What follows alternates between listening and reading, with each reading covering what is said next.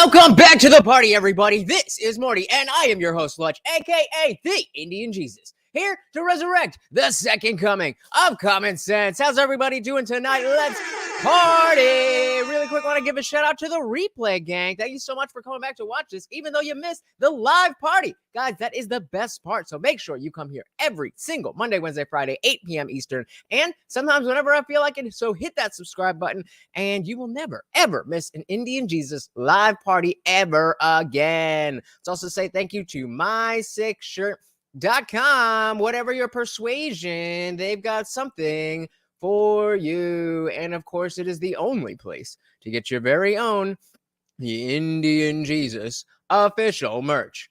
Only at mysickshirt.com. All right. We got a party for you tonight. I am very excited because people from the daytime who watch the regular short videos, you know, I do this all the time, but I realized I'd never share this with you guys, and I figured it was time to do an episode dedicated to It's Complicated. So we are going to definitely dive into that real quick. I would just love if you could do me a huge favor. Hit the like, hit the subscribe.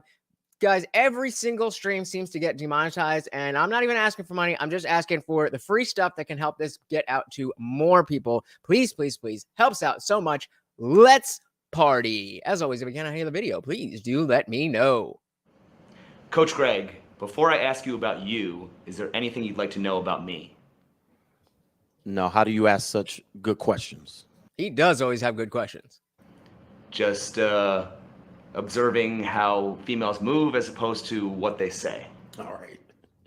That's important. Okay, first question is, what red pill do you? I probably. So for those of you who are not familiar with the space, this is Coach Greg Adams, one of the big red pill manosphere creators. You know, usually the It's Complicated guy will just go on the Las Vegas Strip and ask random people, and we are going to get into some of that. But he has a special episode, so I figured I'd start out with a special episode for you. Billy was always tell people I was red pill about life before I was red pill about women. Based. So I would study kind of what people would consider conspiracies, you know, mistrust, hidden secrets about society and the governments.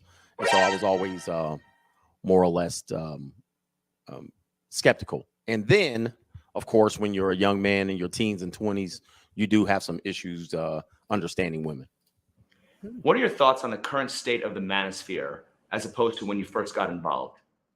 Well, shout out to Melted Mind Media in the building with our first $5 super chat. Thank you so much. We've got I ran out of the peanut butter banana one, so we've got actual peanuts for my boy Morty. Shout out.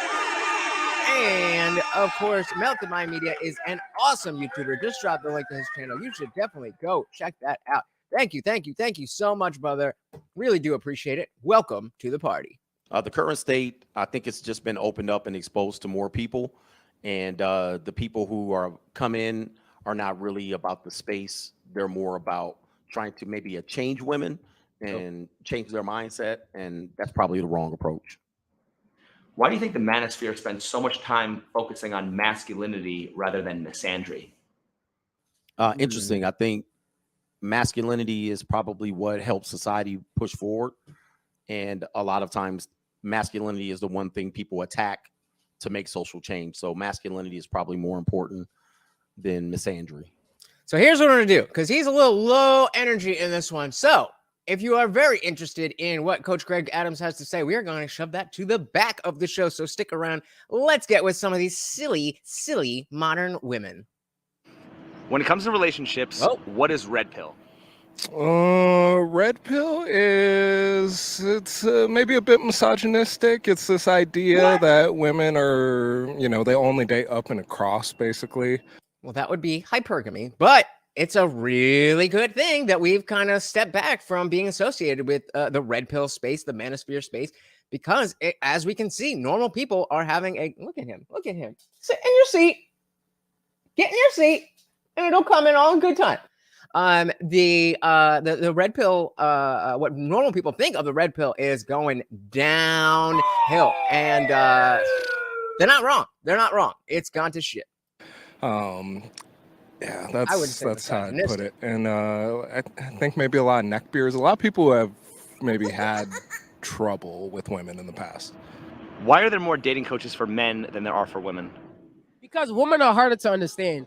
Men need dating True. coaches because to dissect a woman now is harder, especially the modern age woman now. We don't even know what they are for real. Like women are trying to be men now, so it's hard to like decipher and like break them down. Because women control the dating pool, dude. If you're a dude, it's hard out here. It's hard. Dude, he sounds like more of a chick than she does. 5% of the guys are gonna get all the pussy, and the rest, if a girl wants to have sex with you, she's gonna do it. Sex sells. So women, they get attention no matter what. We build our attention off of, our money, our status, and we got to work a little harder in this society in this dating life. Okay, I'm not mad at that. What are the qualities of a high value man? Definitely. You want to be, you definitely have to have some sort of money and status. You definitely have to be in shape, and you have to be recognized as high value by other people. You can't just call yourself high value. It's not being trans. Looks number one, money's two, and if you have enough money, you can overcome being ugly for sure. And then personality, but that's like a distant third. Just being someone who's a leader, someone who can financially provide, someone who has goals and aspirations, There you go. someone who is willing to provide for the other partner and kind of have a yin yang with a feminine and masculine energy. Well, he kind of got a little fruity there at the end, but I think I feel like he was what he was trying to say. Melton My Media says coaching yourself for a date is not a good idea. That is not going to be the true you. I mean, I guess I don't know if I necessarily agree with that, because if you're not used to being in conversation with women who are potentially interested in you, then that could be not you, and you get all nervous and you get all whatever, and you're like, and that's not really you. So I don't know that I would say. I mean, I don't necessarily suggest coaching yourself, but certainly getting comfortable with the idea of having conversations with women and presenting yourself as you want to be. That's definitely a skill that not everybody has, and if you don't, then you certainly should practice. I don't know if I would call it. I don't know if I would specifically coach myself on how to date, but something that you definitely have to. Yeah, definitely, it's a skill that you definitely have to make sure you've got on point. What's the difference between men's self-improvement versus sculpting yourself as a tool to be used by women? Well, That's a good question. I think it has to do with your intentions. If you're working out because you want to get women, and you're spending all this time and effort in doing something that you don't care about, then that's pretty simpy. But if you care about your health and you want to be stronger and you want to look better because you want to represent like we were saying, represent yourself in the best way possible, that's different. that's tough because we sculpt ourselves like every like thing we do is like going towards women's like approval. We're trying to get money to get a house and get a car, to get a woman at the end of the day, because they want all these things and they have high expectations, and it's hard to meet those expectations. He's not wrong in the sense that like everything we do really at the end of the day does come down to wanting women, but you should want that as part of a larger picture of a fulfilled life. Not because the A to B thing. There's like, I'm going to do this so that I can get a girl. That's weak. But living a full life is going to involve having a girl there. So it's really in the minutia there. If you want to do that stuff, you have to do it because you want it, not because you want the girl who wants that. There you go. Doing it for yourself and improving Exactly. yourself as compared to sculpting yourself for women. Improving yourself to be a tool for somebody else really don't benefit you now. That's simple. How is that not the ultimate form of simping? It is simping at the end of the day, but at the end of the day, I wanna treat my woman right. I'm kind of a romantic. I'm kind of The men are the true romantics. Don't let anybody tell you anything different. It is the men who are the true romantics. anomaly. Maybe self-improvements on the inside. like personal development, and just getting jacked and being a man's man or Chad is probably.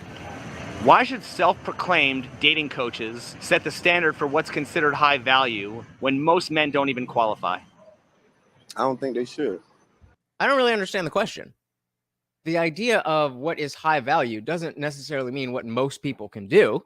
It means what is highly valued.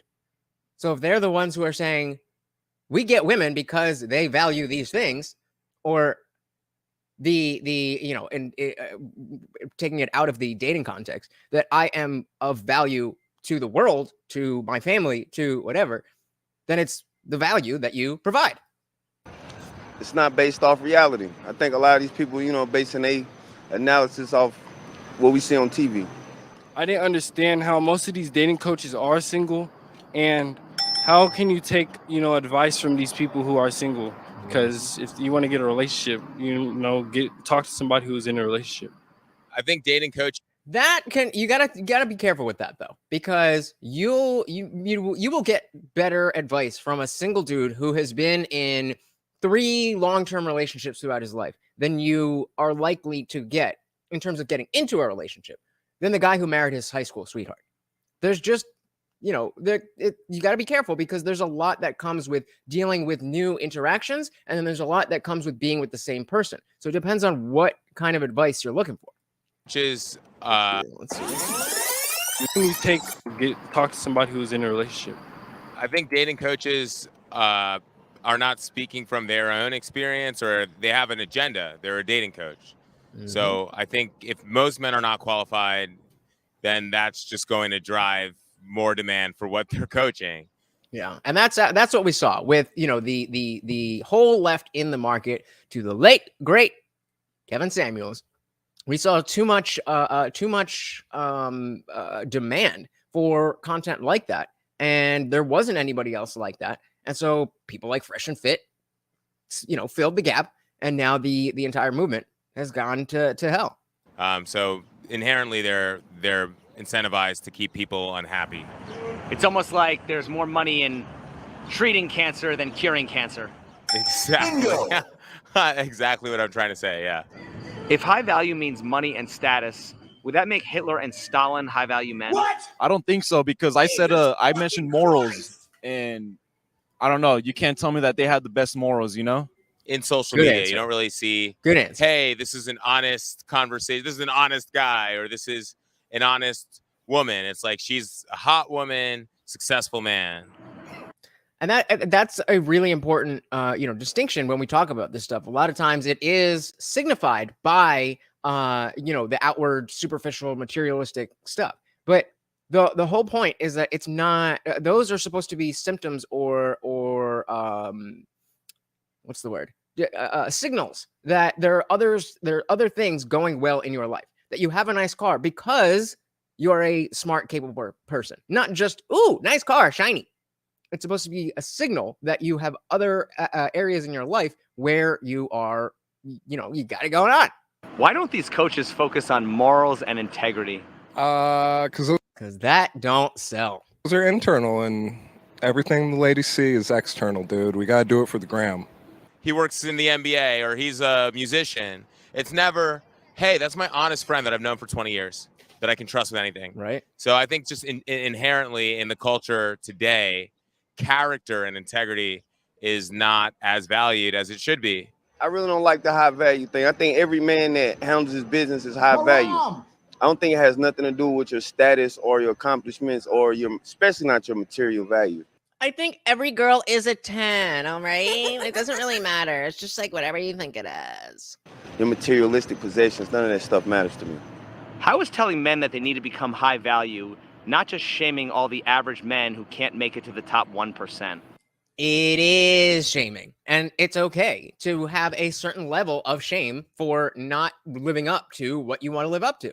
Now, there's also an acceptance that you're not going to get everything that you want in life, and that's fine. But you should want to, you should desire to, and there should be maybe shame is the wrong word, because I don't think it is shaming them. But it is, when we talk about ideals and practicality and all that stuff, you should want to have an ideal. And if you don't if you fall short of that, then depending on how short you fall, maybe it's shameful. Dude, if you're average, she's not gonna fuck you. I mean, it just is what it is. Does that mean that 99% of men don't qualify for women? I'd say like 95, yeah. Doesn't that They've taken him. They've taken him. That guy is one of them. reflect more upon the character of the majority of women? I would agree with that. That's why most women are single or unhappy.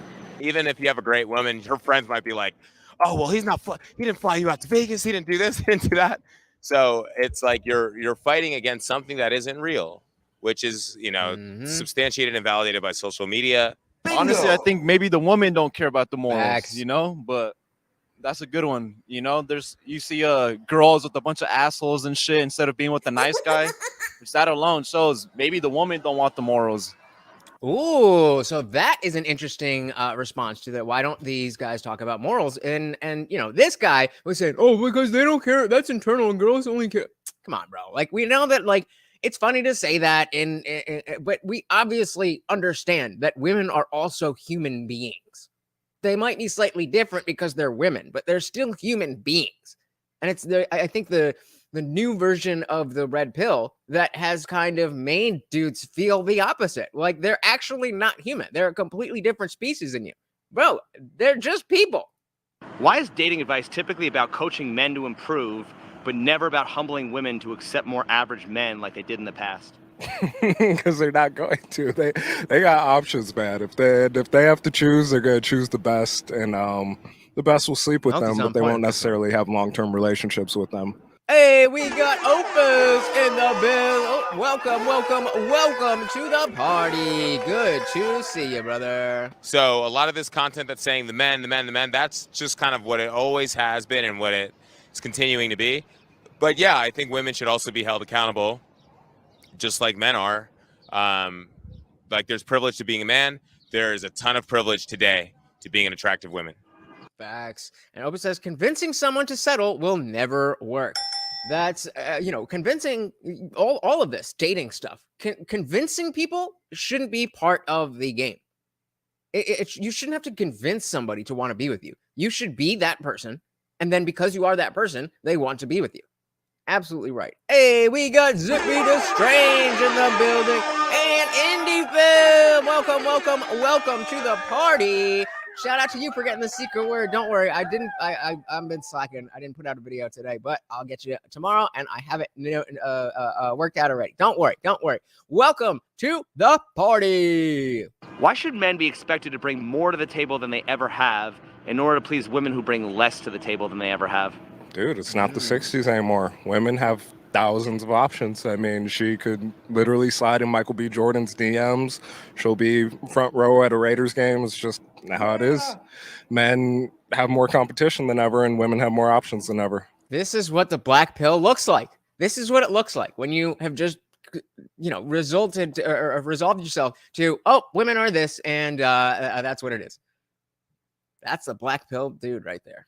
You have to be at this level. If not, you're not a high value man. I think they say like as motivation, because the truth is not everyone's going to make it up there. Mm-hmm. But if you believe that you're going to, you might make it up there, And exactly. This is exactly what I was just saying about the ideals and versus what is practical. You should have the ideal that you want to be, the making $1 million, and you have this and you have that, and you're not. Realistically, you're probably not going to get there. But if you just don't have any goals at all, then you're certainly not going to get as far in life as if the alternate experience. Hey, we got Xander Crew in the building. Welcome to the party. So what's up, y'all? Interesting topic tonight. As an outsider looking in, I think modern straight folk have a values malfunction. Facts. So I was going to say the unhappiness seen in mass among relationships is tied to the destruction of values as Americans / a functioning society. Bingo! You get it, Xander. You get it. And Opus, good point here. Get out of the cities. Rural women are different. I've always been told I should get a Southern belle. Maybe that's the key. Maybe that's the key. Welcome to the party, guys. How is telling men that they need to become high value not just more of blaming men. Haven't we blamed men enough? Yeah, we have. I think it's just another way to push a narrative. Man, In what way? In what way? Like, I understand that, yes, men always take the brunt of the issues in society are always men's fault. Okay. But we have always been the ones who want to take that accountability and responsibility for building up society. So what you have to finish that thought. men are the bad guys for sure. But yeah, life's a fucking competition. So either you want to compete or get lost, dude. He's confusing me. Are you in the game? Did you lose already? What's Instead going of on here? sculpting men to appease a poor woman's character, why don't we focus on the poor quality of women? That doesn't sell. Facts. That doesn't sell. Unless you are Kevin Samuels, that doesn't sell. What does sell is getting a bunch of dumb women around a table and yelling at them and arguing with them as if that's a intellectual feat. Opus said, when women are in charge, when we get gender studies. Yup. Unfortunately. Gonna buy that. Because at the end of the day, the women will always have options. And the men have to chase. The women set the rules for the dating market, so you got to appease women. I mean, they are the selectors in sexual intercourse. It's not the men who set the rules. But what do the women who are giving out sexual intercourse, what is it that they actually want? And who is the one that selects for that? Women want relationships. Women may be the gatekeepers of sexuality, but men are the gatekeepers of relationships. Women want relationships. They don't want to just be used. I mean, they might for a little while, but on a long enough timeline, they all want what you have. And maybe not you specifically, but that's the whole point. Is that they're right that women will always have options. And that is why we have to work ourselves up. They're not able to get as much sexual attention as they want to. And so the caveat of that right now is to improve themselves, but I'm not saying that that's exactly 100% the answer. I think that men should be improving themselves, but I also think that women should get a little bit off their high horse. Why are we still pushing for traditional gender roles and marriage without There you go, Xander. first changing the law? I'm kidding. Laws. Have you seen the divorce rates? I think we should be educating on different types of relationships, non-traditional, traditional. And then the laws are all about politics, all about money. Marry this True. woman, give up all this power to a woman with these laws in this time. You must be in love if you're doing that. I mean, you must be in love or retarded. Opus said men set the rules for marriage. Women set the rules for sex. Bingo. That is why there are so many incels and unhappy unmarried women. Exactly. So if you understand where your value is, then you are able to navigate understanding that. And you can use that to your advantage. If you just think like, oh, well, women are the top of the... I'm just some loser. I hope one day maybe she'll look at me and then you're going to be... Yeah, that's not going to be a happy existence. But you have to understand what the landscape actually is. Sanders says the problem is that women on a deep level tend to crave intimacy and safety, but social media guides them to abandon that natural desire to live masculine and risky lives as if they are men. Also, come on, we just messing around, but you are on point here. On point. Media in general, society has pushed women to abandon the things that are natural to them. And that's upset the balance in at least straight relationships. Because logically it does not make sense. And if you're a woman, then understand what that means. The problem with traditional roles is they're not written into law. The laws are written into You know what this guy said? I mean, I'm just saying. law, but not the roles of the sexes. So Like divorce I didn't even listen to what he said. Did he say? All right. or marriage is not easy. It's like a sacrifice on both parties, especially for the man. Although I don't agree with traditional marriage, people are still pushing for it because they want that love. Love is not what it was before. So back in the day, Preach. relationships used to last so long, so people want to get back to that. They want to figure out what it takes to be like my grandmother and my grandfather. You feel me? Facts. So that's why they push it, but that doesn't mean that it was right in what they did, because a lot of those people are unhappy. Somebody has been watching Kevin Samuels. Are women the problem, or are the people influencing women the problem? I think everything's a problem. I think guys are the problem for letting this shit happen, and women are the problem for pushing it. You know, it's not just a man or a man, it's everyone. I was going to say that's a little bit of a wishy-washy answer to say, oh, it's just everything. But when you break it down like that, you ain't wrong. You ain't wrong. Xander said, to be honest, straight men have become very feminized and very, very feminized, and women have become very masculine. And that is an elitist attack on the harmony that empowers a country forward. Yeah. Yeah. I mean, yeah, absolutely. Well said. Well said. Were women like this in the past, and are they like this overseas? No, they're not. They're definitely Shout out to the so passport. Is it female nature or female nurture? Female nurture. Why are men expected to change their biology, their nature, because women won't change their culture? That's a strange question. That's a good one. I like that one. I don't think that we should have to change, because at the end of the day, men make the rules that govern societies. Quote unquote hypergamy is biological. I think it's almost universal. If I had to guess, women prefer to date up and across and all. They do. They prefer, but what will they understand and settle for? And when I say settle, not like, oh, I'm settling, but say, oh, this is perfectly decent. Oba said men are not needed for safety anymore. Men are needed to change a tire or install a toilet. Jobs that until very recently were considered the lowest of value. So women had no social safety need for men. Well, they think that, but that's just because we have like the police force and social rules and stuff. But shit still goes down. They'll complain about, oh, I can't walk down the street because if I'm walking down the street, then I'm scared. And they absolutely do need men. They absolutely do need men. Whether it's a man who's going to be on her arm or a man in uniform, she needs a man. The problem is that she can choose. And the man in uniform doesn't have a choice. Melton My Media said, when he said both sides are at fault, he means Raiders hat guy. Exactly right. This guy. Replying to Opus. Okay, so this was talking about men not being needed for safety anymore. The reason why women think that is because men have done such an amazing job at building the world. Exactly, Xander. It's the same thing that happened with the gay people complaining in America that they're oppressed. When, bruh, you are only able to complain because straights have made America so good that you can. Shout out to Xander.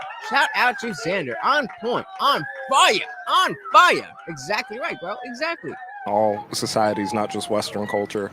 Why do people assume that things can't change when history has proven that things have already changed? Because people think that this is the only thing that, like, they can't imagine anything. People are not imaginative. People are not creative. The world is what it is, and they think it always will be. And they assume that it always has been. Like, if you ask them, okay, were things different? Then, yeah, they would say, yes, it was different. But they're not thinking on those terms.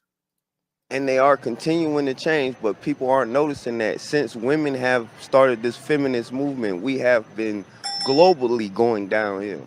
Like men's right, like it's assumed that men already have all the rights. I think in Vegas in particular, women have a lot of maybe unfair advantages, particularly with the nightlife and getting free stuff. That is true. In Vegas, it's a little bit different.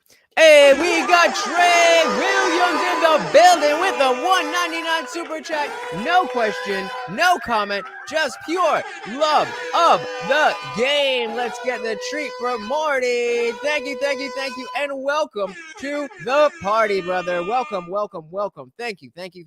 And, men can't get in certain places, all women's tables, that type of thing. But you're not going to go around talking about men's rights because it's a bad look, right? It's all about women's rights, and like nobody's going to take your side, or it's just you're pushing a boulder uphill at that point. I mean, isn't that even more of a reason to talk about it? Yeah, you could. It is. You can try, but people don't care. Open said, I'm not arguing any of that, which, as Andrew was saying, that I'm not arguing any of that. And I think we are in for tough times. And a shocker, men will be needed again. And all this useless gender BS will go out the window in a hurry. Oh, please. Oh, please. Oh, please. I hope you are right. And I do think you are. You know, we all know the fourth turning, that strong men equals good times equals weak men. Weak men make bad times, and bad times create strong men. So we're due for at least bad times, but then strong men, hopefully. I go fight that fight. Right now in our society, men are just more targeted, and it's the way it is. And honestly, until there's a movement otherwise, I don't think that a whole lot's going to change. And I think the only option for a man to be able to get the attention they want and the female reception that they're needing, they're really just going to have to level themselves up. And that's really the only answer right now until things change. Until things change. So what might change, you ask? Well, I say maybe this whole idea that morality and values in and of itself is missing, as Xander and Opus were pointing out. Maybe we need some type of moral structure in America that fits over everything that isn't religion. Just saying. Just saying. It'll fix every other problem that we talk about. Why wouldn't it fix this one? Just because you're anti-feminist, does that mean you're necessarily pro-men? I would say no. Just because you're anti-feminist, does that mean you're pro-man? I would think yes. What would be the reasoning for being anti-feminist if you're not pro-men? Oh no, struggle streaming. No, that doesn't. There we go. Anti-feminist does not mean that you're pro-man. And I also don't think anti-feminist means that you're not for equality. It's just that the agenda of what the feminist movement is. Facts. Preach. There are toxic things to it. So you can be, pro-women and anti-feminist. Based. You are not necessarily anti or pro-men if you're anti-feminist. Okay, so I think he's just taking that on a pure linguistic style, but it's not inherently. I was thinking more on a personal level. Why would you be anti-feminist if you're not pro-men? But that's very true. You can be very pro-women and very anti-feminist at the same time. Opus said Jordan Peterson is the closest to offering morals without religion. Probably, because I mean it's very it's heavily injected in there, and it comes directly from there. But he still uses the language of the religion, and so yeah, that's probably the closest thing. Xander said, patriotism and service to your family is patriotism and service to your family and community is what is missing. Bingo. Yep. Doesn't even have to be just in America. The world would benefit if people loved their own country and fought hard to make it strong. I agree, but there is, I can't worry about the rest of the world. That's my whole issue with, people, why we're even in Ukraine at all. Like, there's shit going down here. Can we fix our own? Speaking of Jordan Peterson, can we clean our own room first? Then maybe, if it's appropriate, we can go and play world police. But let's clean our own room first. Oh, closest thing to an actual movement. Yeah. I'd say so. Sanderson, I am anti-modern feminist and super pro-women. Modern feminism is a nightmare. Oh, yeah. Oh, indeed. Oh, man. Don't anti-feminists often push chivalry, which still places women above men? Yes, I would say it does. Feminism has really pushed to bring a woman as a superior over men. And I think that it's a false narrative that's really gotten instilled in a lot of women's mind. Okay, so this guy's not too bright and didn't understand the question. That if you're anti-feminist and you're pushing for chivalry, you're still putting women above. And I would say no, because being chivalrous isn't putting women above you. It is putting them in treating them as in their the role that they are actually in. That you are in the man role and they are in the woman role. And nobody's higher or lower. They're just different. He is right about the fact that feminism is all about supremacy.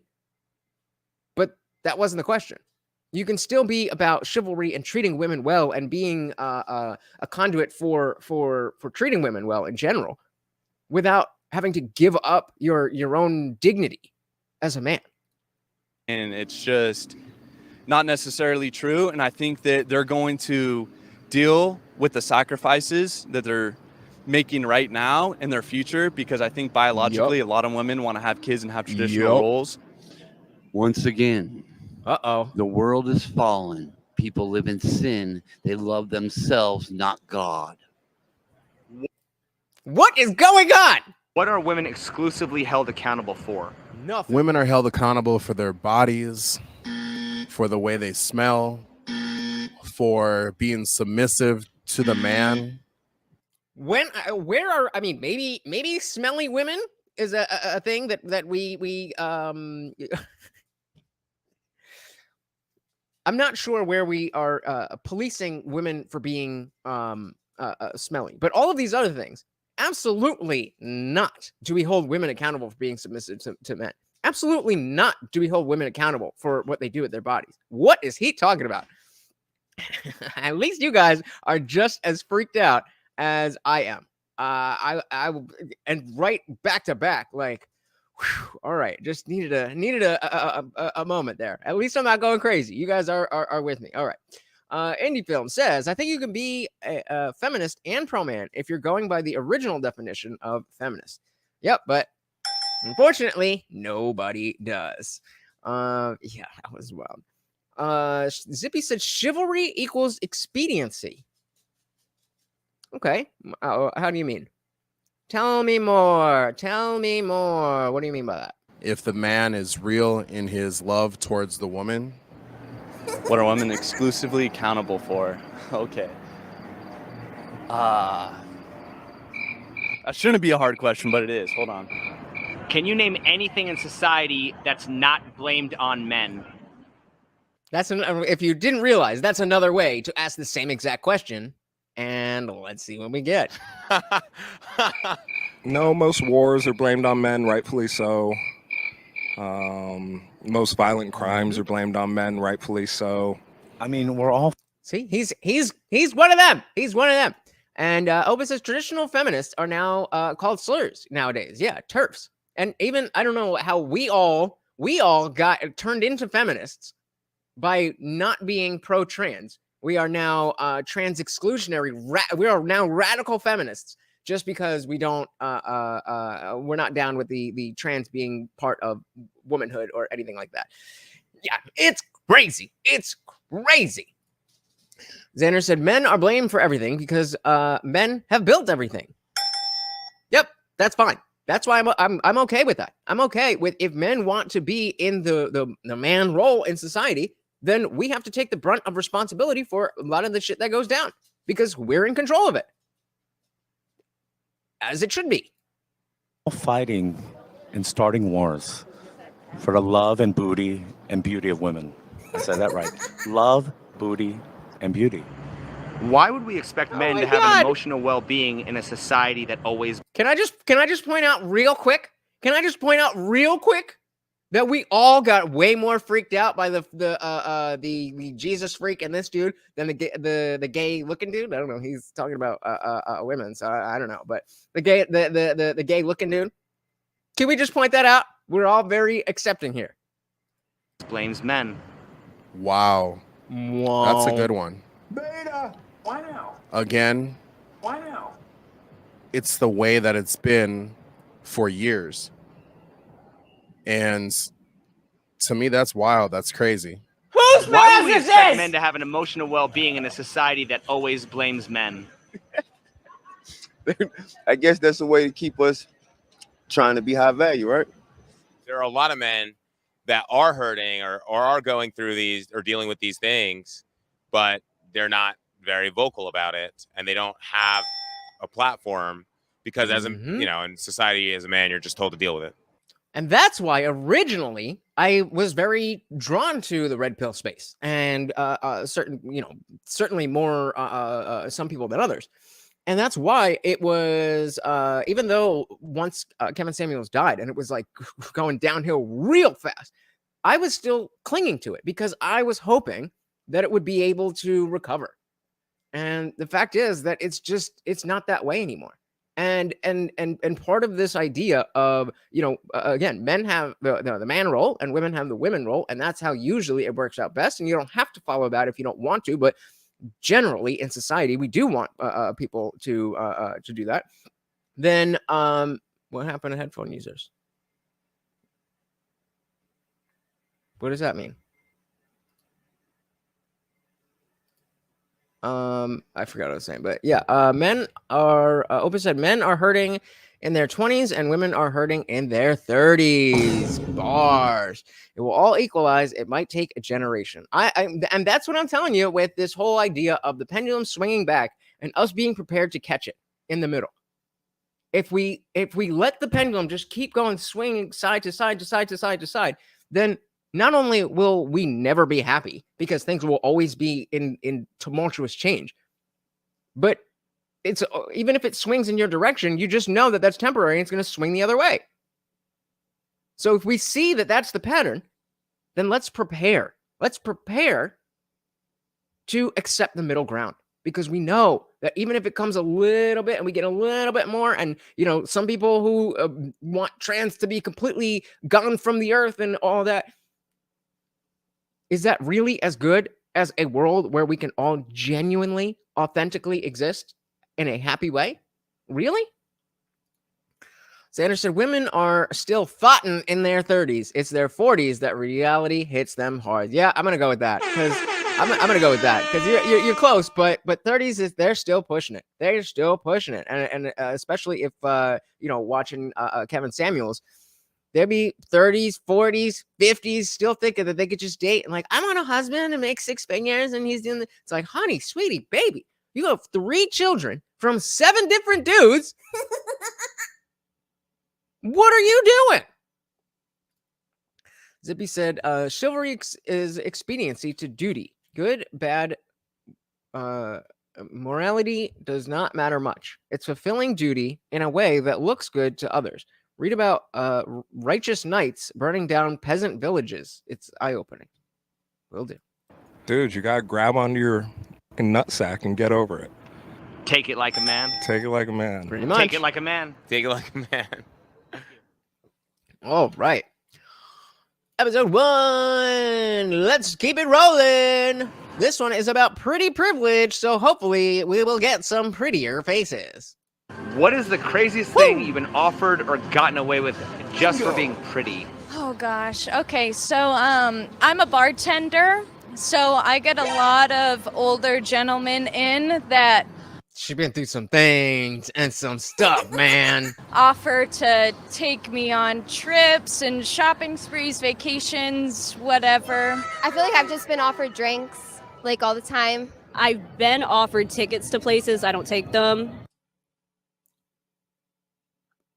You look like you belong in a Limp Bizkit music video. What is happening? Xander said, being a pretty woman is like winning the lottery. Facts. I've been offered drinks, but I can pay for myself. Offered a lot of threesomes. Oh no! Oh no! Oh no! Oh, sweetie. Oh my God. Do you guys understand? Do you understand what we just witnessed? Holy shit. Oh man. Let's see. All right. Let's see if we just in case anybody missed it. I can In pay case for anybody myself. missed it. Offered a lot of Thinking about it? threesomes. She has to think about it. Offered? I haven't really been offered much, but they said they would. They said they wouldn't kick me out of bed.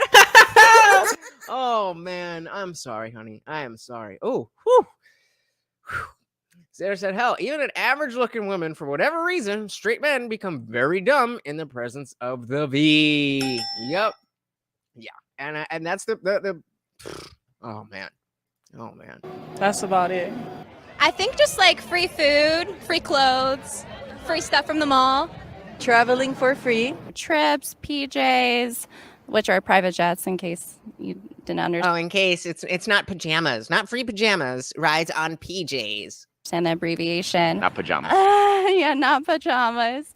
Have you taken any of those offers, and did they come with expectations? Absolutely, I have, and yes, they have. Right. They always come with expectations, but never take the offer because they come with expectations. And that's fair. That's fair. If you're gonna say I don't like I don't want to fulfill the expectation, so I'm not gonna take the thing. That's perfectly fine.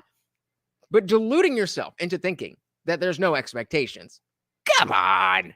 99% of those come with other expectations. With her? Both.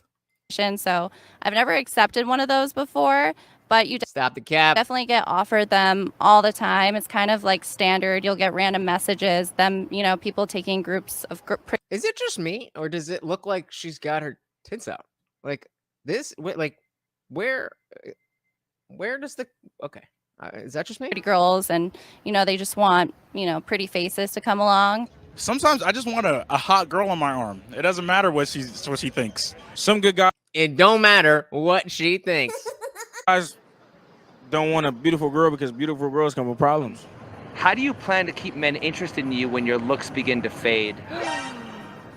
Well, with my personality, I think. Yes, maybe. Of course, we look good, but I think that the personality. 100%. What you mean, we, honey? I think the question was aimed at your friend, and you so. Why do you think more women don't rely on their personality before their looks begin to fade? Because I think a lot of women were just born pretty, so they didn't have to learn to focus on their inside. Because they're not really thinking about it. I feel like a lot of women just in general feel like looks are always going to be there. Thinking that your looks are going to maintain a relationship. Guys, I got a huge favor to ask. We got 6 people in here, only 4 likes, guys. I'm not asking for much, but all of these videos get demonetized. So please, if you could just help out with a like, a subscribe, a share, all of that stuff really, really helps out. Thank you, thank you, thank you. Relationship, then you should really change your perspective, and maybe the situation you're in isn't the best situation in general. Looks are a depreciating asset. They're amazing because it comes with great opportunity and great interactions with people, but it's definitely a depreciating asset. So the fact that she is saying that tells you that she is at least 30. She is at least 30.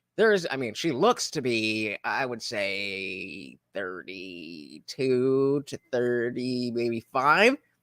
But they don't get this, as Andrew was saying, it don't really hit them until they're a little bit older. She seems like she's in the transition, but hasn't hit the wall. And we got David Banner in the building. Welcome to the party. He said personality is a skill to be developed in your 30s, I guess. For women, when you got pretty privilege, that's exactly right. It's often said the more physically attractive a woman is, the less compatible she tends to be with a man because she didn't have to work on her personality. What are your thoughts on that? I think in some cases this can be true, and I think it has to do a lot with how someone was brought up, and if their parents emphasized a lot of value on attractiveness.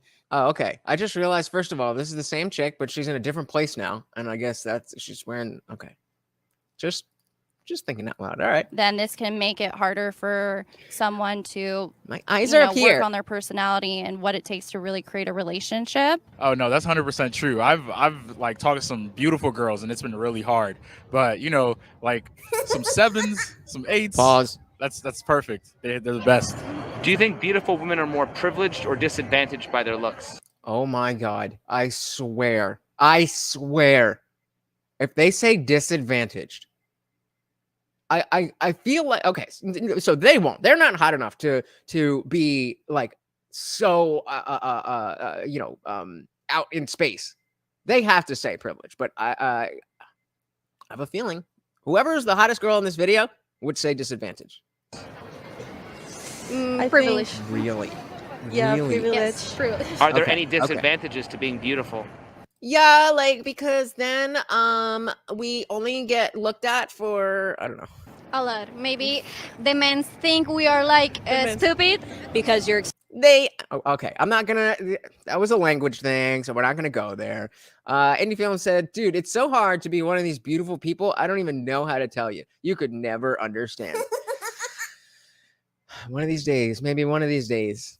Expected. Well, you get things because you are, but at the same time, you want to work for what you have, but people don't. Do you though? Do you though? That is pretty privilege. Thinking that you want to work. That is privilege. Want to let you work for shit. When you really like a guy, do you make any effort to impress him, or do you just show up? I just show up. Isn't the man also expected to look his best? No, not for me. Why do so many women think, hey, come on over then, looking your best is going above and beyond when it's really just the bare minimum? I wouldn't say it's the bare minimum at all. It takes a long time to get ready like this. Why does a woman's choice to look pretty make them feel like they're owed attention and resources from a man? I don't think that means that they're owed anything. I think it's just a decision to make us feel better. But that is not true. That is not true. Because as much as I rail against TikTok, I use it all the time. And there's this this morning show on the radio in Texas, and this girl records all the every time they do this segment, she does a TikTok about it, and it's called Second Date Update. And so, you know, like, let's say you go on a date with somebody and then you get ghosted. You call on the radio, they call them, and it's a whole thing. And all the time, these women will be like, I got all dressed up for you, and and as if they are owed something simply for putting on clothes. David said, if the guy didn't look his best, she would probably hop on an app so fast. Yup. Melted My Media said, as the great Marilyn Manson said, the beautiful people, it's all relative to the size of the staple. Shout out to Marilyn Manson. About ourselves. If women expect to be compensated for the expense of their hair, nails, and makeup, should a man be compensated for his gym membership? Yeah. If that's it, I'll sign up today. Can you be out of somebody's league, or is beauty really in the eye of the beholder? Beauty is in the eye of the beholder. Being out of someone's league is kind of someone, if a guy is sitting on the couch just watching TV, why a beautiful woman is, volunteering and has a wonderful job and has a great group of friends, that would absolutely put her out of your league. I'm still looking for someone to be out of my league. Isn't beauty in the eye of the beholder? Yes. Do you believe that less attractive people tend to have more meaningful relationships? Most definitely, because they're not really based off their looks. It's based off personalities from the beginning. You can't be talking about what unattractive people this or that or they or they that anything if you are an adult with braces. I'm sorry. You could have crooked teeth, you could have missing teeth, but braces, like, it's 2023, baby. Get some Invisalign. What are we doing? So if you want to have more meaningful relationships, why would you want to be attractive? I don't want to be attractive. God just made me this way. I don't even think I'm attractive. I just think I'm me. So why you have braces then, to try to fix your smile? Because it's my own insecurity. If you're taking the... Oh, man. Leslie, she just died on camera. Then to try to fix your smile. Because it's my own insecurity. It's my own insecurity. Any Film said, I think she confused the question because she said if they didn't have looks, they would have a more meaningful, they would have more meetings with, what? I think she confused the question because she said if they didn't have looks, they would have a more meetings with meaningful, I don't know what that is supposed to say. If you're taking the complete attractiveness out of it, you're just focusing on those other qualities, and I definitely think it might be easier to have a good quality relationship if you're not bringing that factor in. Why are there women who know they are pretty, know they can get men, but are still insecure about themselves? I don't. I mean, everybody's gonna be insecure about stuff. I don't really think that has a relevance here. Okay, so don't pay attention to the word meeting. Okay, I think that she confused the question because she said if they didn't have the looks, they would have more meaningful. It still doesn't make sense. They would have a more meaningful relationship. That was the question. What you want, bro? What you want? No, because that's a hard question to answer. Because society tells us we have to be insecure about literally everything. That's how they make their money. A lot of times when you're getting attention all the time, when you see a distinct difference and you're not getting as much attention as you used to, it can really create a lot of insecurity in people. And also, she's talking about hitting the wall. I told you she's at that age where she's starting to notice the wall is approaching. creates these crazy expectations of themselves as well. Why are men expected to be confident by women who seem so insecure? Because they want a confident man, but themselves are not confident, so they have to overcompensate for them. Sometimes I wake up and I put on some clothes and I'm like, oh no, I don't look good. But then I think, oh, I'm a dude, so it doesn't matter. And I feel like as a girl, you have to really think about it. I mean, it definitely does matter. You definitely want to pay attention to how how you present yourself. But like, if it's in your closet already, and you've already had that in mind when you were buying it, you could probably mix and match. It don't really matter. On the Indian Jesus, there you go. Make your mind melted. Shout out to Melted Mind Media. I don't know. Women, they just think they very powerful and just run the world. And really, they're bad right now. A lot of these women are hoes and broke. Are beauty She said hoes and broke. Oh man. standards harder for young men or for young women? Wait, I missed the question. A lot of these women are hoes and broke. Are beauty standards harder for young men or for young women? Definitely for women. Definitely for women. As a dude, all you have to do is be not as short as me and not as skinny as me. As long as you do that, then you're good. Hey, Unwanted Bo with the $5 super chat. Thank you so much. Let's get Morning is Peanut. Get it. Yeah. Thank you so much. All right, Unwanted Foe said ironic theme. Just got back from a bad date where the girl was looking at her phone the entire damn time. Paid for only my food and left early. Unwanted Foe. There you go. Know your value, brother. There you go. Know your value. Exactly. That is what you do. If she's not giving you the respect that you deserve. And I'm not saying this just to kiss your feet and lick your asshole. Well, I mean, if she wants to, but I'm not saying she has to do that. But if she's not showing you the respect you deserve, Unwanted Foe, shout out. Let me add you to the banner here. Oh yeah. So the question was standards harder for young men or young women? Young men. Young men is way harder because there's such a statistic for men to be strong, hard, being very set in what they're doing. They have to bring stuff to the table. They have to have money, all this stuff. But a lot of people don't have that themselves, but want people to do it themselves. Is it harder to grow muscles or just not overeat? It's harder to grow muscles. I like to overeat though. Is it harder to grow muscles or just not overeat? Not overeat. Is it harder to lose weight or gain height? Oh my God. What? Trust me, guys. Gaining height is the hardest thing in the world. Harder to lose weight. Or no, harder to gain height. Sorry. I was going to say, honey, you better not be saying that you losing weight is harder than me having okay. At least she corrected herself. I wish I was 6'4". So wouldn't beauty standards be harder for young men? Ah, man, you're kind of right, huh? So would I guess he convinced me. Yeah. I mean, I guess the standards, the beauty standards themselves are more specific for women. So there's more things that there's a standard for. But that which is a standard for men is pretty rigid, and you either meet it or you don't. Interesting. Where are we at here? Indie Film said, I always heard that the skinny dudes had giant units. Well, David Banner said, young men, 1,000%. All you have to do is look at the stats of how many young men are sexless. True. Zippy says, she thinking with the wrong thing grows. There you go. And of course, David Banner is correct in saying losing weight isn't hard if you have the willpower. Bingo. I'm not saying anything, but Xander is somebody who would know a lot better than any of us. I'm just saying. I'm not saying anything. Wouldn't beauty standards be harder for young men?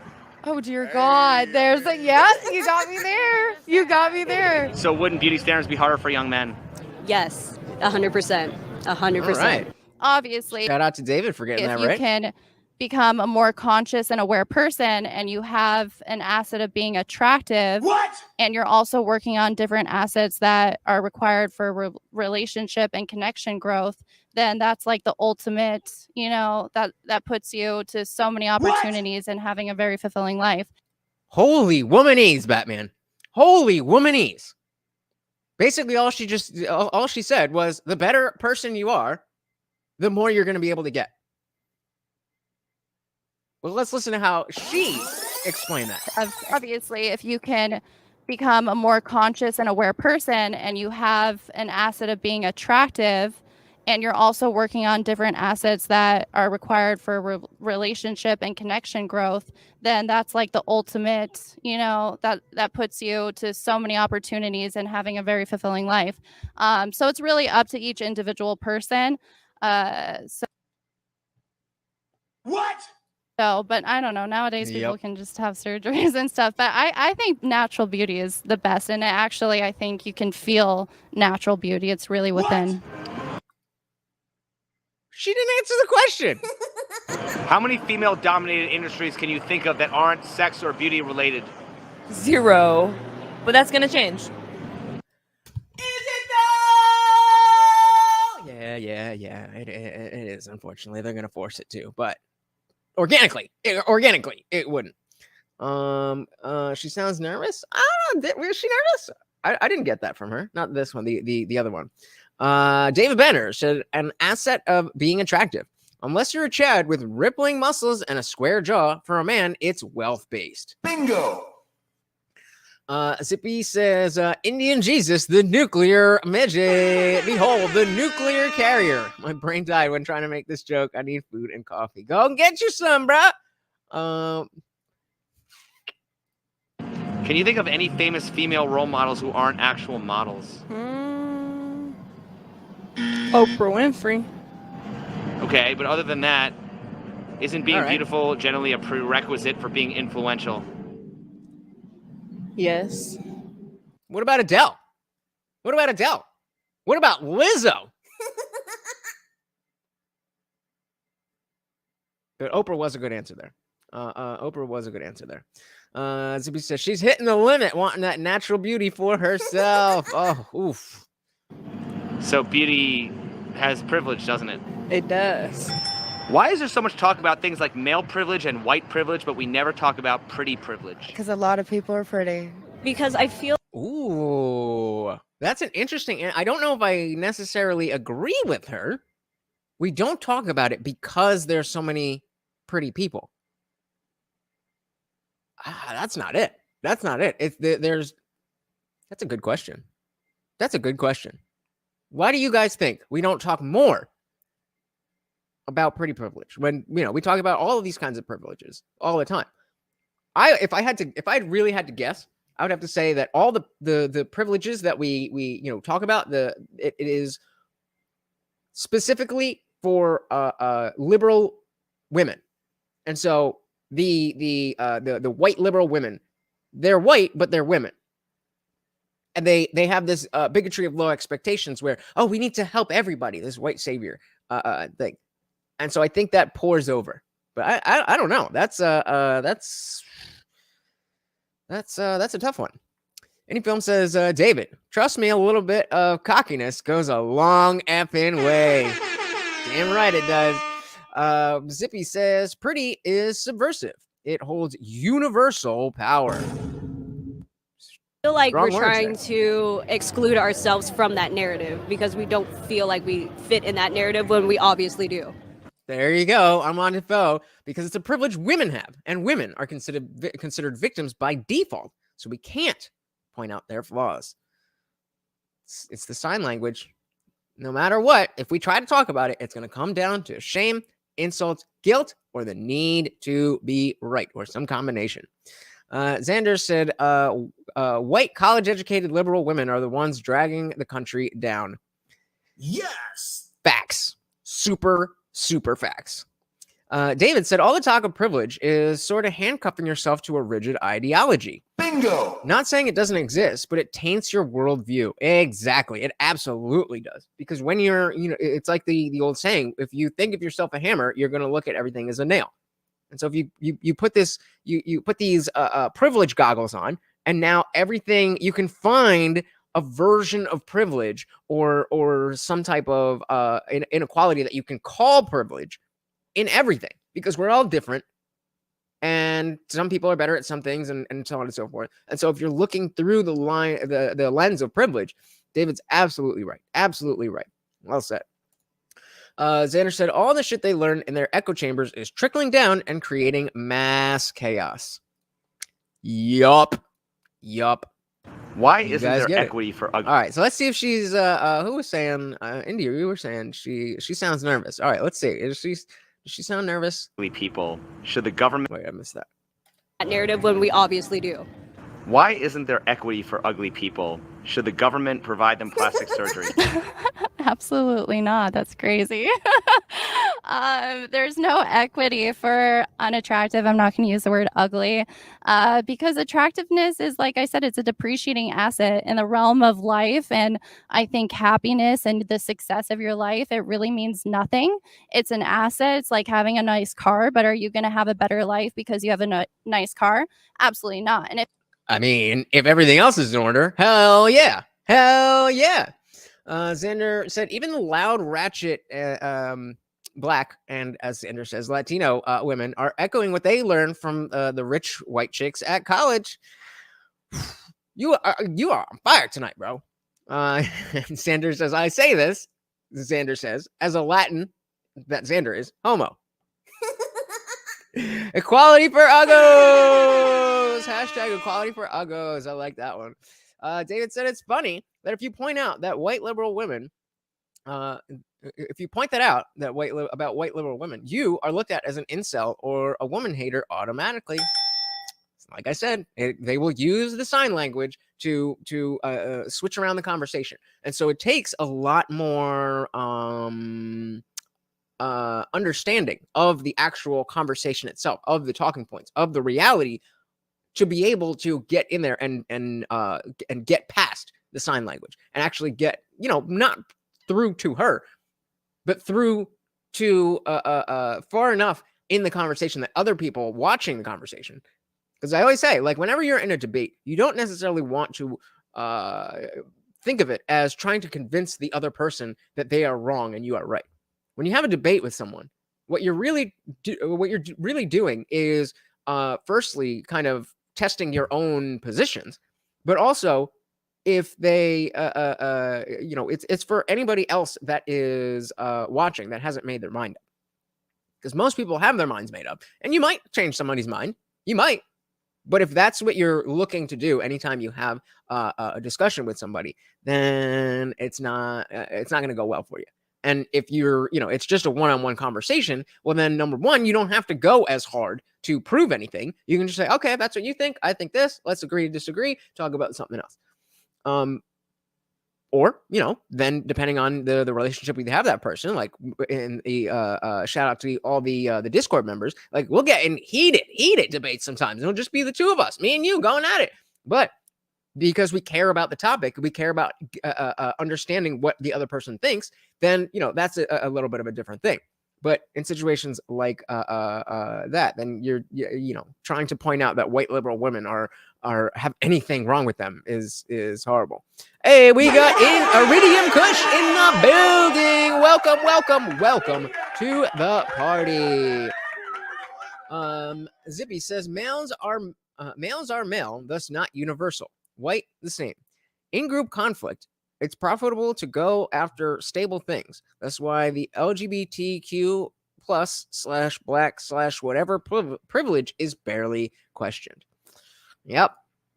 Xander agreeing with David. Yes, because they only want to defend. The only reason they want to defend is to shut it down. They can't actually debate the facts. Xander says, I went to a small liberal arts college in the Midwest. I saw the trans chaos coming from miles away. I literally had a trans teacher and couldn't believe the ish I was hearing. I mean, what year was this? Not to age yourself, but what we're talking early 2000s, 2010s. When were you in high school? Zippy said, debate means to reflect. Reflection is bad for those living in denial. Well said. David says it's not the 50s anymore. There has never been a more privileged group in the history of the world than the modern Western white woman. How dare you? That's oppressive. That's sexist. How dare you? Of course, you're right. Radium says, I avoid the biggest landmine of them all, dating, period. Yeah, so you're part of the MGTOW community. So if that people are not familiar with that, MGTOW, men going their own way. And, that whole movement, that whole community is about exactly what Iridium's talking about, like not having to deal with any of this and just stepping back and saying, I'm not doing that. I flirted with the idea of calling myself MGTOW for a while just because I'm not currently actively dating, but I'm not like specifically not dating. I'm just like doing other shit. And I did get on Hinge the other day, so it's just a thing for me. But as somebody who is part of that, there's more. There's more of the community to talk about these things without having to worry about the pushback from the normies. There's definitely an interesting road to go down. Where are we? Oh, so you graduated 2015 right before that was all coming down the pipe. Yeah, because I graduated college in 2012, and it was like I knew of trans people like on campus, and it was pretty normalized to be gay. Right? Yeah, it was very normalized to be gay, but it was still, we still used gay and the F slur as, like we used to use it. But yeah, definitely times they are a-changing. They are a-changing. David says, I'm not MGTOW, but at the same time, I'm not pursuing women as much as I used to. Same. Sex is one thing, but relationships now are kind of not worth it. Bingo! If you can find one, they absolutely are. It's the finding that's the issue. There are good women out there. There absolutely are amazing, intelligent, caring women out there. But so many of them are not that. So many of them. Most of them. Actually, I don't know most of them. But enough that it seems like most of them. And so the idea is, are you going to do you have what it takes to wade through all the BS, to wade through all the hoes to find the housewife? And some people are just like, nah. Zibby said, I kind of gave up. I was never in a stable position to be a worthy date or partner. Then again, it kind of hurts if you can't drive and live in a rural zone. Yeah, that's gonna make it tough. That's gonna make it tough. Ridium Kush says, that's how I started out as MGTOW, focusing on other ish instead of chasing tail. Yeah, I mean, that's the way to go. Definitely, I find it much more freeing than constantly feeling like I have to be chasing. And like, yes, obviously, sex is fun. I would like to have more sex, please. But it's just not that good and it's not like I haven't had plenty of sex in my life. Like I lost my my V card when I was 15 with my girlfriend at the time, and had a high school girlfriend, so that was church girl. And then I was in a long-term relationship in college, and then I was not in a long-term relationship in college too. So there's I've just, it's not like I've never. I don't feel the need to fight for all of this. If it's there, I'll take it, but it ain't worth it. Oh, shout out to Indie Films. Thank you so much for the $4.99 super chat. Yeah, Morty loves that. Thank you to Indie Films. He says, you lost your V card to your gym teacher? What? No. What? No, I lost my virginity to my high school girlfriend, who was a high schooler and the same age as me. Just to make that clear. Very crystal clear. Hey, we got Mike in the building. What is good? What is good? Welcome to the party. Said chase excellence, not women. Then the women will come. Exactly. Chase excellence, not women. There you go. Welcome to the party, brother. Xander said, working on yourself as a man is the most important thing you can do because you will age like fine wine and the tail will come to you in droves. Yes. That's why my game plan is that I'm gonna have like around the time I turn 40, I'm a middle-aged glam up, a glow up, if you will. I got the long hair now. I'll let that rock for a while. Then, I'll when I'm 40 is kind of old to have long hair. I don't know how I'll look, but we'll see. Then, get some money from all this shit and get a personal trainer, get my get my weight up, all that, have some money and move somewhere that the environment allows me to be able to do things where I could meet people. And then I'll just be a 40-year-old dude with money, muscles, and looks like he's 20. That's the plan. That's the plan. Do you get that one? Yep. And yes. Oh, and don't knock up a random 304. Very, very important. All right. So I'll let's add indie film here to the banner as well. The penny is on me. It's on having a nice car, but are you going to have a better life because you have a nice car? Absolutely not. And if you misuse it, it can actually make your life worse. Is it possible to be a hot girl in a big city and not let your ego get the best of you? No. These girls let their ego get the best of them. It's possible, but some females get depressed looking at the next woman getting more attention. Does social media inflate an attractive woman's ego? Yup. Yes. As long as you keep yourself grounded, as long as you, As long as you keep yourself grounded with thousands and thousands and thousands of men just commenting flaming emojis and peach emojis and oh my God, you're so hot and DMs all day, every day. Come on. do what you need to do, keep your job, don't let people pay for your shit, do what you need to do. You're on your boss shit, boss up. I feel like call me in 20 years and see how that works out for you, honey. The more attractive you are, the more attention you get. And when you get attention, your head blows up a little bit. And it's just human. If women want to be appreciated for their brains, why don't more women spend time in libraries rather than shopping malls? Yes. Well, if guys were more interested in educated women, I'm sure they would. Don't you think women would be taken?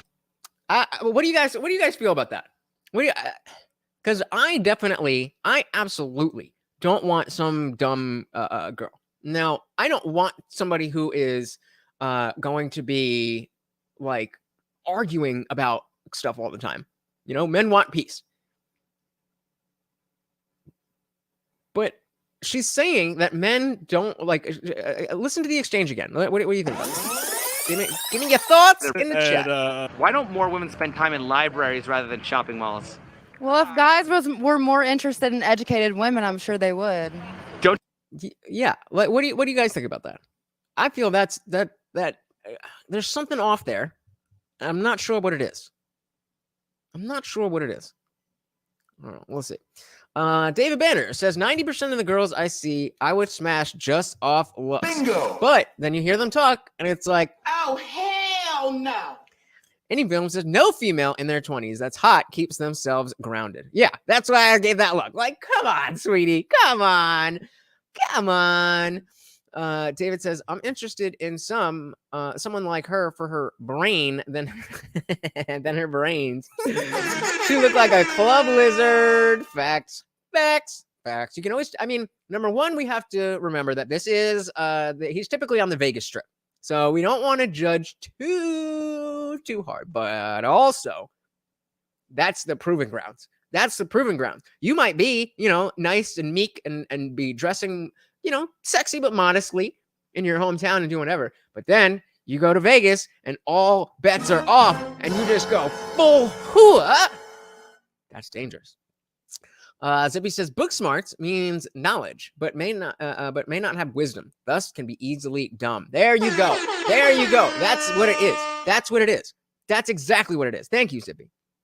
It's not about being educated. It's about being wise.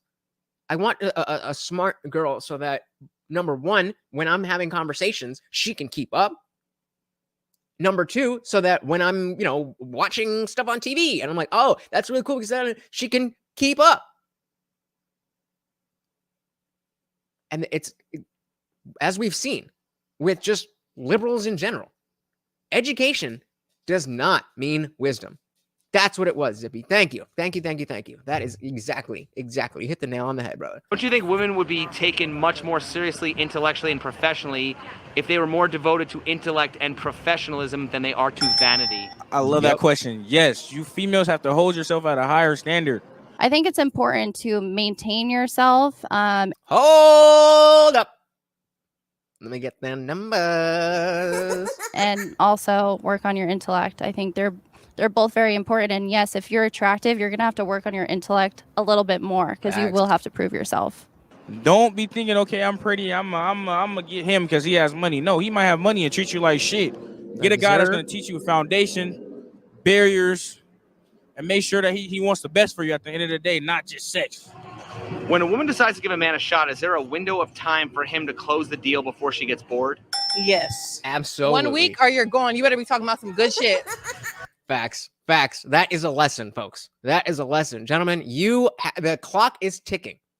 She can find you as attractive as anything. You can be super mega Chad in her eyes.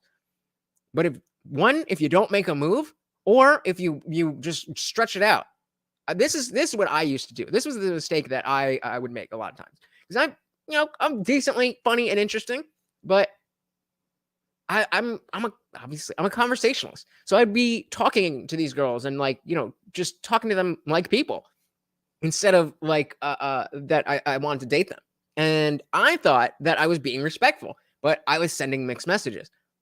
There is a timer. Make sure you are aware. And definitely serves putting that back up that Xander is absolutely right, that they are the women that we're talking about, the ones that you would want to make a housewife, usually not from big cities, because the city life is, as we can see, again, we talk about this all the time about how the city life is imploding. And that's going to have a ripple effect. That's going to, the environment you live in affects who you are. Well said. So timing's important? Most definitely. Time is money. And if you don't have time, facts, you ain't got no money. And if you don't have money, you don't got my time. Preach. Are young women aware that they will have peak years of beauty, fertility, and dating options, but will lose influence over men as they age? No. Shit, I was not aware at all. Ooh, hold on. You know what? Okay.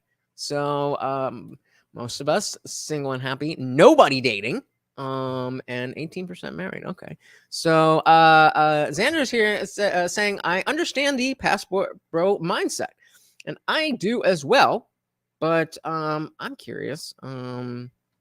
Let's do passport bros, cool or lame. I'm curious what you guys think, because it does make sense, but it's also there's an element of I'm not good enough for American women, so I'm going to go get a lower tier. There's an aspect of that. I don't necessarily think that I follow that, but there's a lot of people who think that way about the passport bros. So what do you guys think? Zara said, if I was straight, I would not want a modern, typical American female. Yeah, none of us do. Zippy said, education has really failed us, as it teaches bits of the puzzle, but not how to finish it, even if we have to make our own pieces. Well said. This is a good analogy that, if living a happy and fulfilled life is, putting a puzzle together, and education is supposed to be the education on how to, the guidebook on how to do that. Failure. Well said. Indie Film said, a country boy will survive and pull a hottie. Yeah, I mean, maybe growing up on the East Coast was the worst thing for me. Xander says, it's not that you aren't good enough for American women. It's that American women have been morally corrupted. And that's what they say. And seems like you guys tend to agree. Unwanted Foe said, there are some cringe passport guys, but overall, it makes complete sense. That seems like pretty reasonable take on the whole thing. David Banner says, if it's sex tourism, that's kind of lame. But if you're genuinely pursuing a wife and interested in her for more than just pum pum, then it's cool. Yeah, these well said, guys. I like these two. And Mike adds, men's value comes from his finances, and a woman's value comes from her beauty. Absolutely. But yeah, relevant to the passport bros, I agree. If it's just sex tourism, that's kind of lame. But if you've genuinely been dating and you're like, all right, these people are not for me, I'm gonna go look somewhere else, then it's a little different. Xander said, I come from Colombian immigrant parents, and let's just say women from South America are inversions of females in the United States. I gotta travel more. And he said, passport bros are awesome because if 80% of men in this country were passport bros, the women would have to reassess their mindset. Well said. Yeah. How many times have they been saying it in the video? Women got options. Women got options. Women got options. Women got options. Well, take away their options and see how that works. Yeah. The country's untouched by modern feminism, which are few and far between. But you find the right ones. I know that is Colombia a big one? I know Dominican Republic is a big one. Philippines, and there's somewhere else that I know a lot of them go. But yeah. America's so successful, it's fooled women into thinking they run shit. Yep. So David disagrees with any film. It would be the 20% just sweeping up more than they already do. Oh no, they would just slum it. Ugh. And he said, if all the Chads got off Tinder, things would change pretty freaking fast. I don't know. I mean, Tinder is one thing. Moving to a different country is another thing. I think if everybody was off Tinder, I'm with David. I think the ladies would just take whatever is there. There's this illusion that they're picky because there are options for them to pick against. But when they don't have options, then we will really see. Oh yeah, I haven't been on Tinder in years. Actually, since college. So I remember I had one date that I got off of Bumble. No, two dates. But this one girl that I actually like went on a date with, and it was like, okay, this is like a normal person that I would meet like out in the world that I would talk to, that whatever. And it didn't go anywhere, but not on Tinder. And now Bumble it's just too much. I don't like how it's the females go first. Like it gives them that little thing. It gives them some kind of something up there. I don't know. And then like David said, Tinder is a swamp.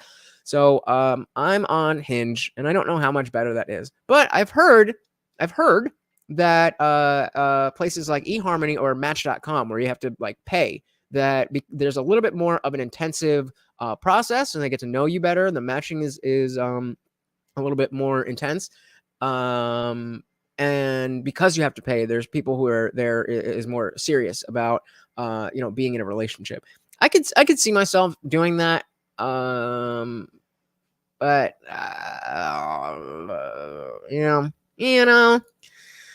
Xander said, I feel for you young straight bros, because y'all are legit at a disadvantage, and unless you're a 10 chat or filthy rich, you'll be pushed aside. You know it. Awanjafo said, Bumble is hilarious. Women have really bad opening lines. Most of the time, I would just get a hey. They would complain all night and day about every Tinder profile. It's like, don't just say hey. Don't just say hey. Don't just say hey. Any girl I ever matched with on Bumble just said hey or hi or your dog is cute. In which case, you're just like every other girl in the world. Shout out to Alexander Grace. He talks about surrounding yourself with high-value men. They will have high-value girlfriends and wives who have high-value friends, and they will introduce you to them. Yep, and that's why your network and who you surround yourself with is a big part of this high-value man thing, because you can have all the money in the world. You can be a giga chat, But if you're, hanging out in some drug den, that's not really high value, is it? Is it? Sorry, let's see the last Influence question. over men as they age. There's a beauty, fertility, and dating options. Definitely. But will young women aware that they will have peak years of beauty, fertility, and dating options, but will lose influence over men as they age? Okay, so he's just asking about the wall. No, shit, I was not aware at all. So then why do women often choose to wait for romance and focus on their career when their own window of time is the most limited? Because they've been told they can have it all. That you can take 35 years and build up your career and being a boss bitch, and then some millionaire of the same age will want to pick you up. It don't work like that. Well, because I don't want to sit down and settle at a young age. I'm still young, so I got a lot of fish in the sea. But you said the only thing you ever been offered was a threesome. So maybe you're not that young, and maybe there's not that many fish. Do you think if young women became more aware of their window of time, their life priorities would change? Absolutely. Yes. How? They'll probably just think wiser, How specifically? Like maybe I should settle down and not do all this because I do have a time frame to find a man. What? I don't know what she is talking about. All right, moving on. So we are definitely going to do, we've got 3 more videos here. We're definitely going to do this one, and we'll go back to the Coach Craig Adams one. So you guys know how to keep the show going. Do you believe that all adults have sexual needs? Yeah. Of course. Of course, yes. I'm gonna need it. I'm gonna need it too. Most definitely. I'm gonna need it too. Every adult has sexual needs. Humans and dolphins are the only ones that have sex for pleasure, so we do have sexual needs. Should lonely men be Here's a fact that I read on a Snapple camera that I say everywhere I go that makes me feel so smart. expected to satisfy their sexual needs watching porn? Nah, go work out. Because if they're not getting it, they should get it themselves. They need to step their game up. Why would men still crave sex when porn is free and available all over the internet? Because it's not the same thing as having sex. Because they're horn dogs. That's not the same.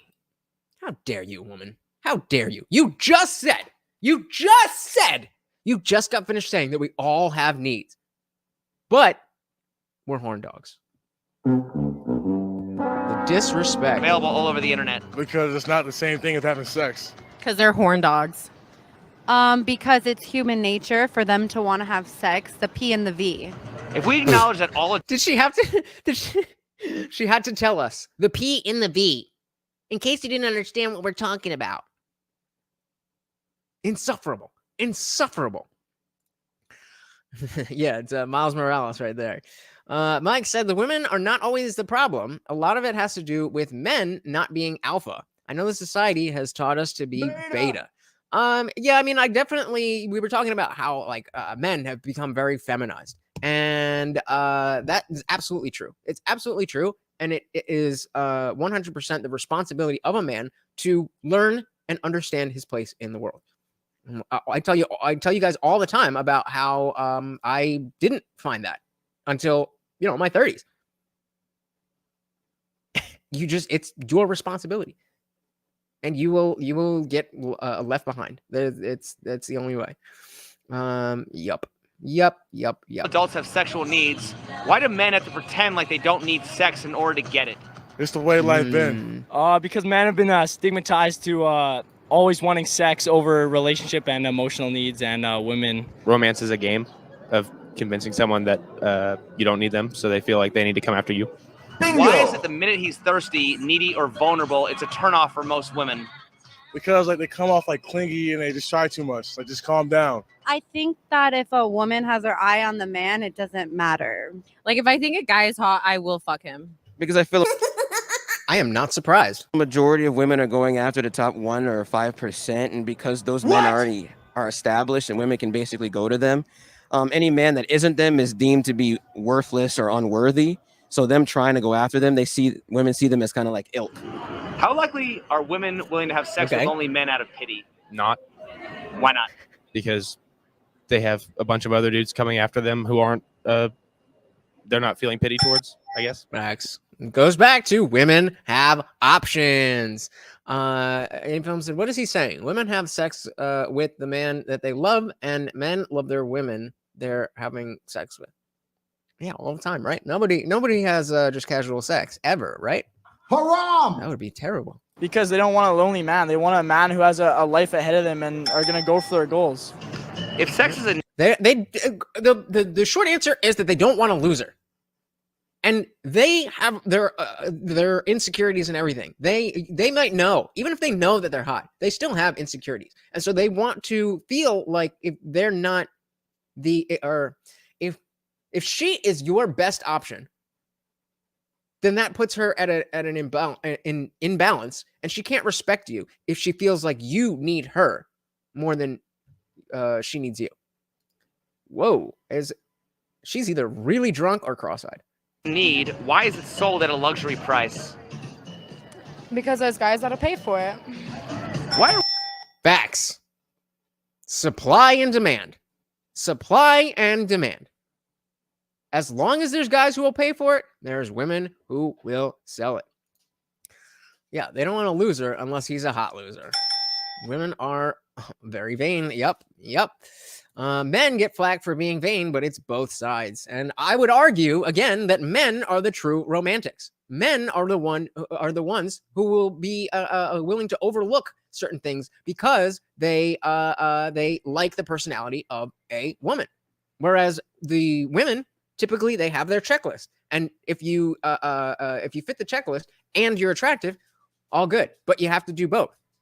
It's more transactional.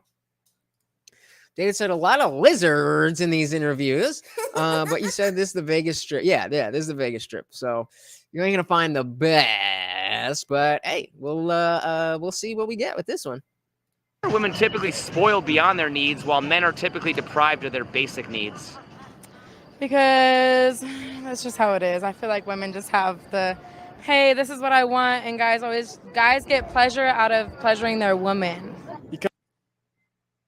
I mean, in certain circumstances, absolutely. There are situations where if you're in a relationship with someone, if you're married to someone, if the mother of your children, then there's a value in making her happy. But just like if we're talking about dating, it don't work like that. It don't work like that. And it's so obvious that she's just never thought about anything like this. So she's just talking. She's like, well, like, I guess, like, things are different, and, I just do things my way, and, like, maybe it's different. What? Because the girls are like a prized treasure. You have to pay and buy them a lot of shit in order to get what you want. Why are women typically spoiled beyond their needs while men are typically deprived of their basic needs? That's a good question. Women's skin like super thin, so it's like it's like they have less. What? Like they need it, you know what I'm saying? No, sir, I do not. Let's try again. I mean, this chick had it. She had it on point because she was absolutely right about the fact that hey, as long as men will pay, then there will be women to sell it. Xander says the imbalance comes from the biological difference that men tend to want to sow their seed far and wide, and that gives power to the females taking the seeds. Well said, as always, my friend. All right, let's see if we can understand this dude.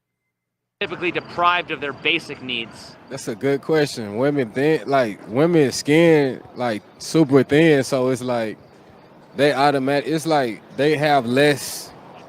Like they need it, you know what I'm saying? What? Oh my God! Yeah, that's the winner right there. Whatever he was on. Why should men have any obligation to fill women's emotional needs if women don't feel any obligation to fill men's physical needs? We try to fill men's physical needs, but if it's just it gets boring at times. Like it's boring. Oh, I'm sorry. I'm sorry that it's so boring. Can you imagine? I'm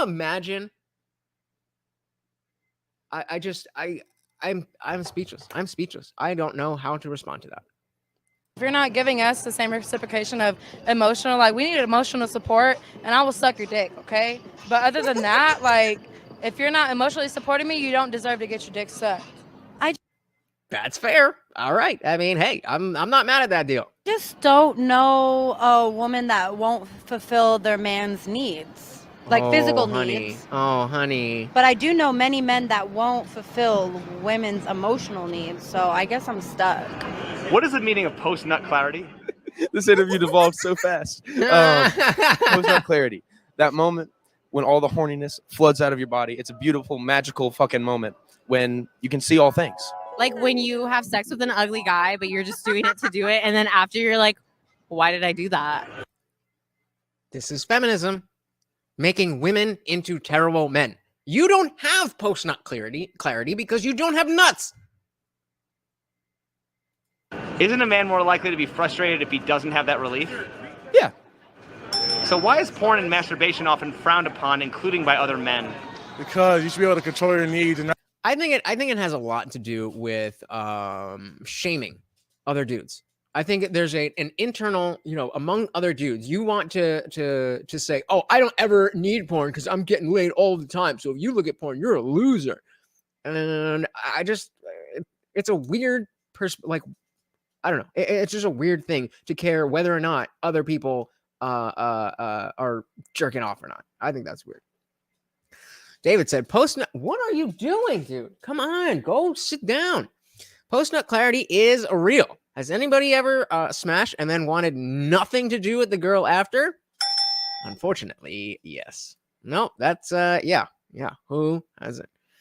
Yeah, I mean, I get it, she does orgasm, but the drive, the point behind post-nut clarity is that pre-nut lack of clarity comes from blue balls. The block button is holy. Not be able to. Let's see what this guy saying. Oh, come on. Often frowned upon, including by other men. Because you should be able to control your needs and not be able to masturbate and watch porn. Yep.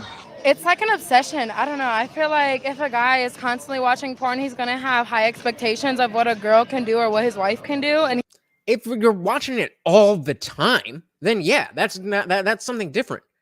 There's a difference between having a beer and being an alcoholic. And I feel like when people talk about P-Hub, they conflate. If you watched one video ever, you're now an addict. Like, what are we talking about?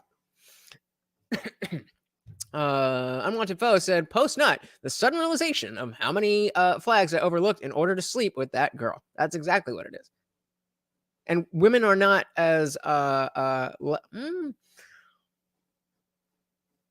it might be me changing my mind, because I was going to say women are not necessarily as likely to overlook red flags like that just to get laid.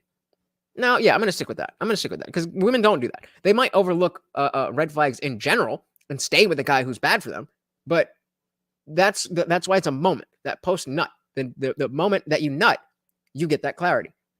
There's no equivalent for the female mind, in my opinion. David said, P-Hub rots your brain and ruins your expectations / reality of what sex is. I don't watch anymore for a couple years now. Well, to each their own. he's not going to be satisfied, so he's always going to be looking for more. All men should masturbate. Why? Because if you have a need, you should satisfy it and not. Why don't you satisfy it? Not go find it with someone else, unless you're single. Don't you think all these guys watching porn would be having sex if they could? I believe that's true, yeah. I believe guys who watch porn are just deprived of sex and they don't have the option of girls who want to have sex with them. What is No Nut November?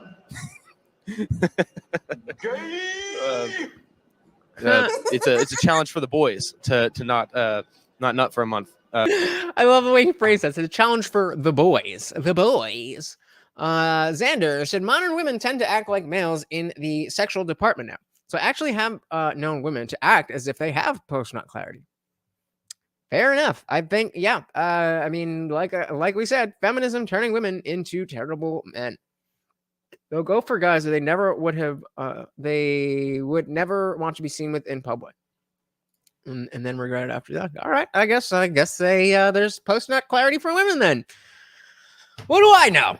Indie Film says, I think women are more apt to stay with the one-night stand that they regret to justify doing it and not feel bad about doing it. That's where my mind is. That's where my mind is. That do anything to avoid having to admit that you made a mistake. Anything. Which no one has ever succeeded at. It's a really hard month to get through, but if you make it through, you're a whole new man. Why are men told to control their urges while women go out and have a hoe phase? I feel like society is kind of holding men back from what happened in the past. So now women are coming back and saying we should be able to do whatever we want and a man should do what he's supposed to do. Men have hoe phases their whole lives. Do we though? Do we though? How like this is a symptom of not being able to literally not be able to see the men that you are not attracted to. The men that you're looking up to, oh my God, he's so hot. Yes, they have a hoe phase their whole life because they have options. But most men do not. Most men do not. Wonderful said false RPay accusations instead of admitting they made a bad decision. It's happened more than a few times. More than a few. Absolutely. I mean, do you think that your average man is going to have a hoe phase before he becomes successful? I hope so. I hope he has it before he meets me. Men want a hoe phase. They just can't get any girls. True. That is, for the most part, that is true. Men cannot go and just be like, okay, I'm going to do this, that, and line them up like women can. Some dudes can. Cheers to you if you can. But most dudes cannot. Because they have no game. Or they're creepy. What? She was right. She was right. But then she had to add, oh, because they're losers or creepy. Maybe you just have expectations through the roof because a basketball player fucked you one night and now you think you're something special. Why are men shamed for not being able to get sex while also shamed for trying to get sex? I guess, like, you know, the bros making fun you don't get sex, and, like, I don't know. That's really what it is. If you get it, okay, hoorah, your homies are probably going to dab you up. But for you begging for it, you look like an Indian man on Facebook trying to get contact with me like, hey, beautiful, hey, beautiful, hey, beautiful. This. That's crazy! Really? You look like an Indian man on Facebook trying to get contact with me like, hey, beautiful, hey, beautiful, hey, beautiful, this and that. You look like a fucking hoe and I'm going to think you have a bunch of STDs. Did not see that coming. Oh, no, she didn't. Because unfortunately, Indian dudes do this shit all the fucking time. And it makes it extremely difficult for me to show that I'm not one of them. I don't know what it is about India, but shut that shit down. It's making it very difficult for the normal Indian people.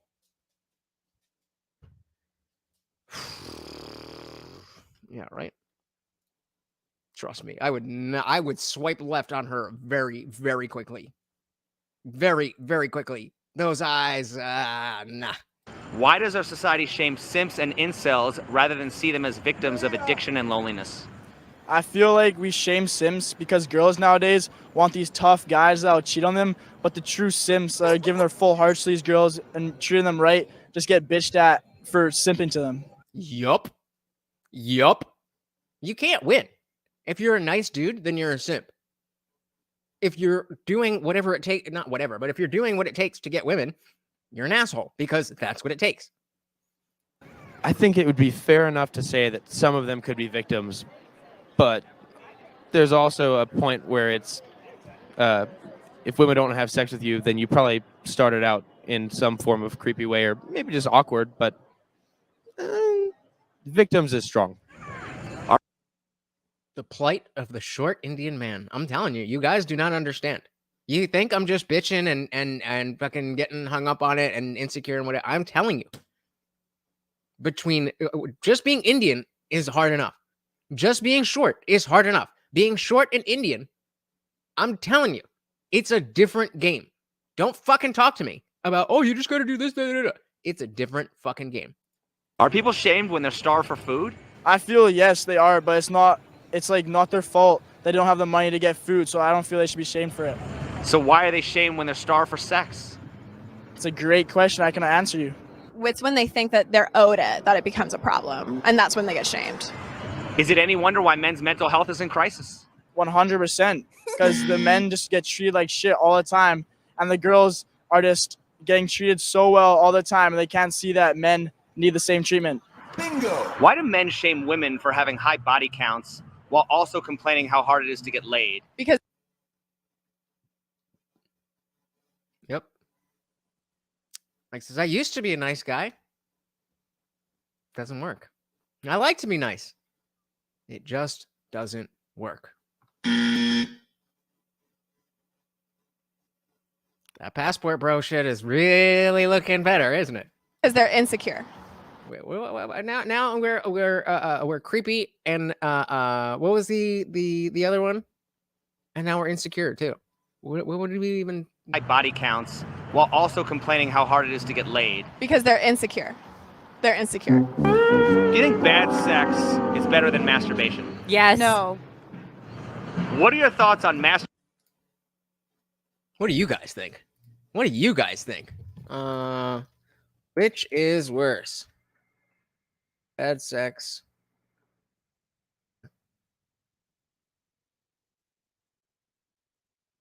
Let's see what you think with that one. Infilm says that dude with the glasses looks like Mitch Hedberg. Shout out to Mitch Hedberg. A little bit, yeah. I was. I wish I could. Oh man, I didn't. A lot just happened real quick. Never mind. Okay, but yes, Mitch Hedberg. Masturbation before a big date or before men go out hunting for women. Do you think it will drain his sex drive or make him more chill and not so thirsty? Depends on the dude and the antidepressants. Hey, Coochie baby! Her name is Coochie. I love it. We need to run that back. We need to run that back. Before a big date or before men go out hunting for women. He's asking about, if you yank it before you go out, is that going to, give you that post-nut clarity, or is it going to, make it worse? Do you think it will drain his sex drive or make him more chill and not so thirsty? Depends on the dude and the antidepressants. I love, and that's a good joke. That's funny. That's funny. It does depend on that's funny. I love how the It's Complicated dude goes from this and edits it to this. Hey, Coochie baby! Her name is Coochie. I love it. Why is male See, no question, no answer from her. Just highlight. Sexuality so stigmatized while gay and female sexuality is celebrated? It is Pride Month.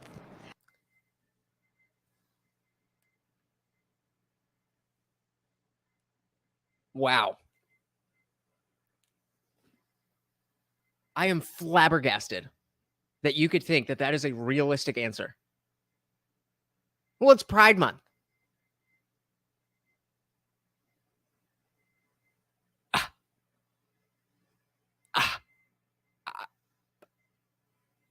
Facts. Female sexuality equals a pride. That is so out of touch to think that's why men wanting to have sex with women is, seen as the worst thing ever. But you want to pork a dude and you get a whole parade. It's not because it's Pride Month. It's Pride Month, not Pride Day or Pride Week, because of the thing he's asking about, not the other way around. Any film said July is Gluttony Month. Make sure you eat a bunch of... Oh, sorry. July is Gluttony Month. Make sure you eat a bunch of mashed potatoes. Yeah, right. I mean... We should have one month for all the 7 deadly sins, and anybody who engages in all of them, guys. Happy Pride. Happy Pride. It's nice in today. He cut her off. Oh, the editing on this video is on point. Celebrated. It is Pride Month. Happy Pride. Happy Pride. It's nice in today's political climate to spin men as predatory, and sexual shit is a really easy way to do that.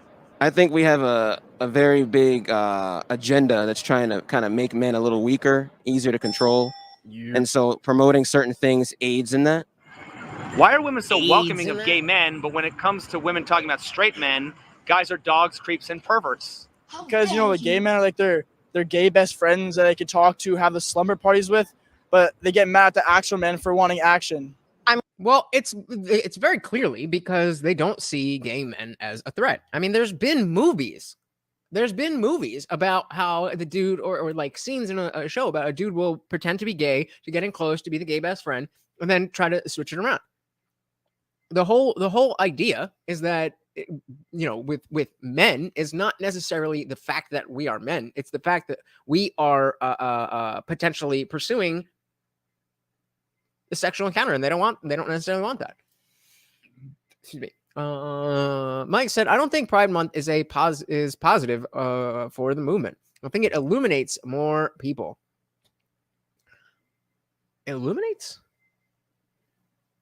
I don't know if that's what you mean. Illuminates? But I do agree that I don't think Pride is a positive thing for gay and trans people, and that that's why we have to distinguish between gay and trans activists or LGBT activists and people who happen to have a different sexual orientation or people who happen to have a different gender identity. Those are two very different groups. In one group, we have people who are just a certain way. In the other group, we have people who are pushing an ideology down your throat. Many times they're not even part of the LGBT community themselves.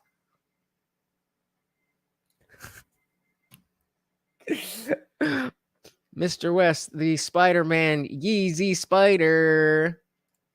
I mean, it'd be the same reason I'm probably more open towards women when they come up to me at a bar is because I'm not scared of their ulterior motives. Can you think of any sexuality that's more shamed and profited off of than male heterosexuality? There is none. There is none.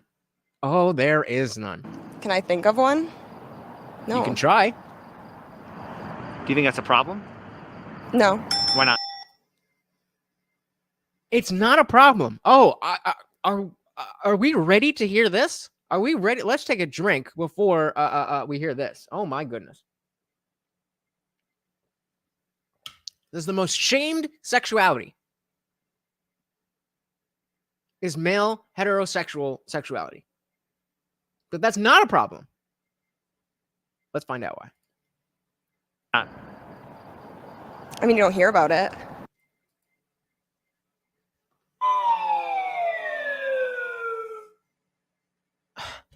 I am so jealous of these people who can just float through life and not think about anything. Well, if I didn't hear about it, it must not be a big deal. I mean, come on. Come on. Can I think of one? No. Do you think that's a problem? No. Why not? I mean, you don't hear about it, I guess. So the straight white man goes, he's pretty much like ruled the world forever, so. Well, men are expected to... all straight men who are here, please put a 1 in the chat if you've ever ran the world. Didn't think so. Hold up the world, keep things together. And at the same time, the wants and needs of those men, nobody really cares about. But at the same time, if they start to ignore their job, the world falls apart and everybody shames them. So it's kind of a giant circle. Can you think of any sexuality that's more shamed and profited off of than male heterosexuality? Yeah, gay people. Oh, really? You just said Happy Pride Month, you fucking dumb bitch. You just said it. You just said it.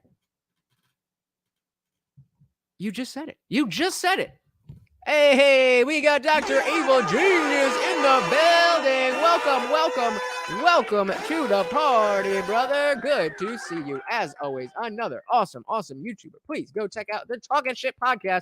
Just drop the link in the chat. Welcome to the party. Good to see you, brother. Good to see you. Women, gay women. Wait, we gotta. Whenever I'm left speechless, their job, the world falls apart and everybody shames them. So it's kind of a giant circle. Can you think of any sexuality that's more shamed and profited off of than male heterosexuality? Yeah, gay people. Women, gay women. I think just gay and people. Well, I mean, how does that make money? They have it in Target. Why does our society... Wait a minute. Did I misunderstand the question? Did I misunderstand the question? All right, let's see. So any film says saying that it's straight white men that ruled the world is ridiculous. There are Asian, Black, Hispanic, South American, Eskimo men that have quote unquote ruled the world. And most people, full stop, most people have never ruled anything. So this idea that there have been rulers that were men, therefore I somehow benefited from that. That's not how that works. That's not how that works. But all right, let's back this up because I think I might have either nobody really cares. The world falls apart. Either I completely misunderstood the question. Ah, okay, there you go. That makes more sense. Yeah, the Pride Month is definitely alienating. There you go. I think I misunderstood the question here because I want to believe that these chicks can't be that obtuse. So maybe I'm dumb. Let's see. Can you think of any sexual? More shamed and profited off of. So shamed and profited off of. Shamed and profited off of. So the gays definitely are profited off them, but they're not shamed. The whole, as you two straight ladies just said, Happy Pride Month. So profit, yes. Shame, no. Than male heterosexuality. Yeah, gay people. Women, gay women. I think just gay and people. Well, I mean, how does that make money? They have it in Target. Why? Okay, so that was on It's Complicated dude. He messed up there. It's definitely, again, LGBT stuff is very, very, very profitable. It is in Target. And they don't give a shit about gay people or trans people. They're just trying to make money. But it's in Target. It's in Target. Where is the straight man stuff in Target?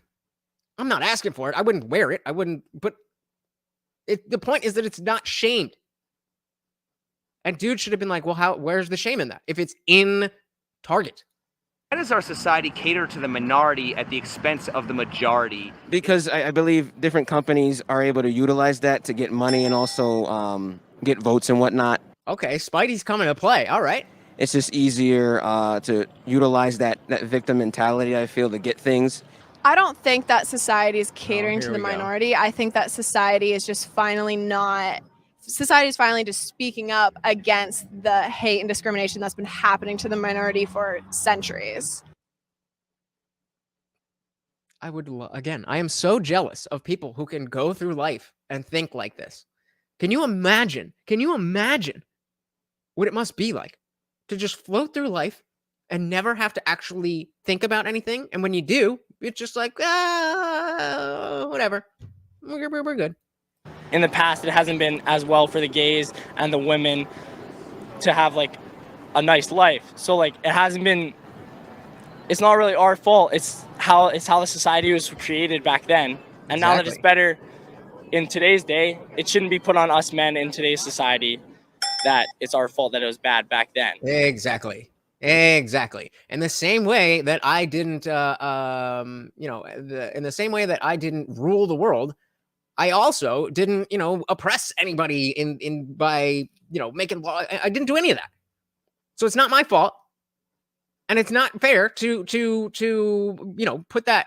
put all of history on me simply because I was born a man. That's ridiculous. We obviously know that's ridiculous.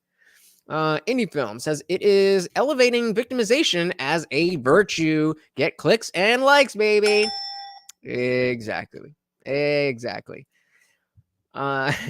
not Eskimo, it's Inuit. I don't know, but I don't know what she's about, but I'm Inuit, you know what I mean? Shout out to Coach Greg Adams. So we are definitely gonna go through this episode, and if you guys would like to keep the party raging, then you do your thing. Why does the manosphere spend so much time on self-improvement and men grooming themselves to please toxic women that just want to use them and bring nothing to the table? I think inherently men are aware that women don't bring much to the table. So when the argument is opposite, this sometimes might get men flustered and say women bring nothing to the table. Where do you hope to see the manosphere in 5 years? Gone. I hope it's gone. I hope we don't need it because people have woken up to this. I know this is fantastical and it's not going to be the case. It's probably just going to go further down into the ditches of what, fresh and fit and whatever and all that stuff. But let's see what he says. In a healthier position than Thank it you, is sir. now. Oh, he said a healthier position. Is there more of a mutual brotherhood between men or a mutual sisterhood between women? Oh my goodness, that's not even close. I think men are competitive. There's definitely a hierarchy. So women stay on code to get what they want. Yep. So yeah. Facts. Why are women able to unite and create a standard for men, but men can't unite and create a standard for women?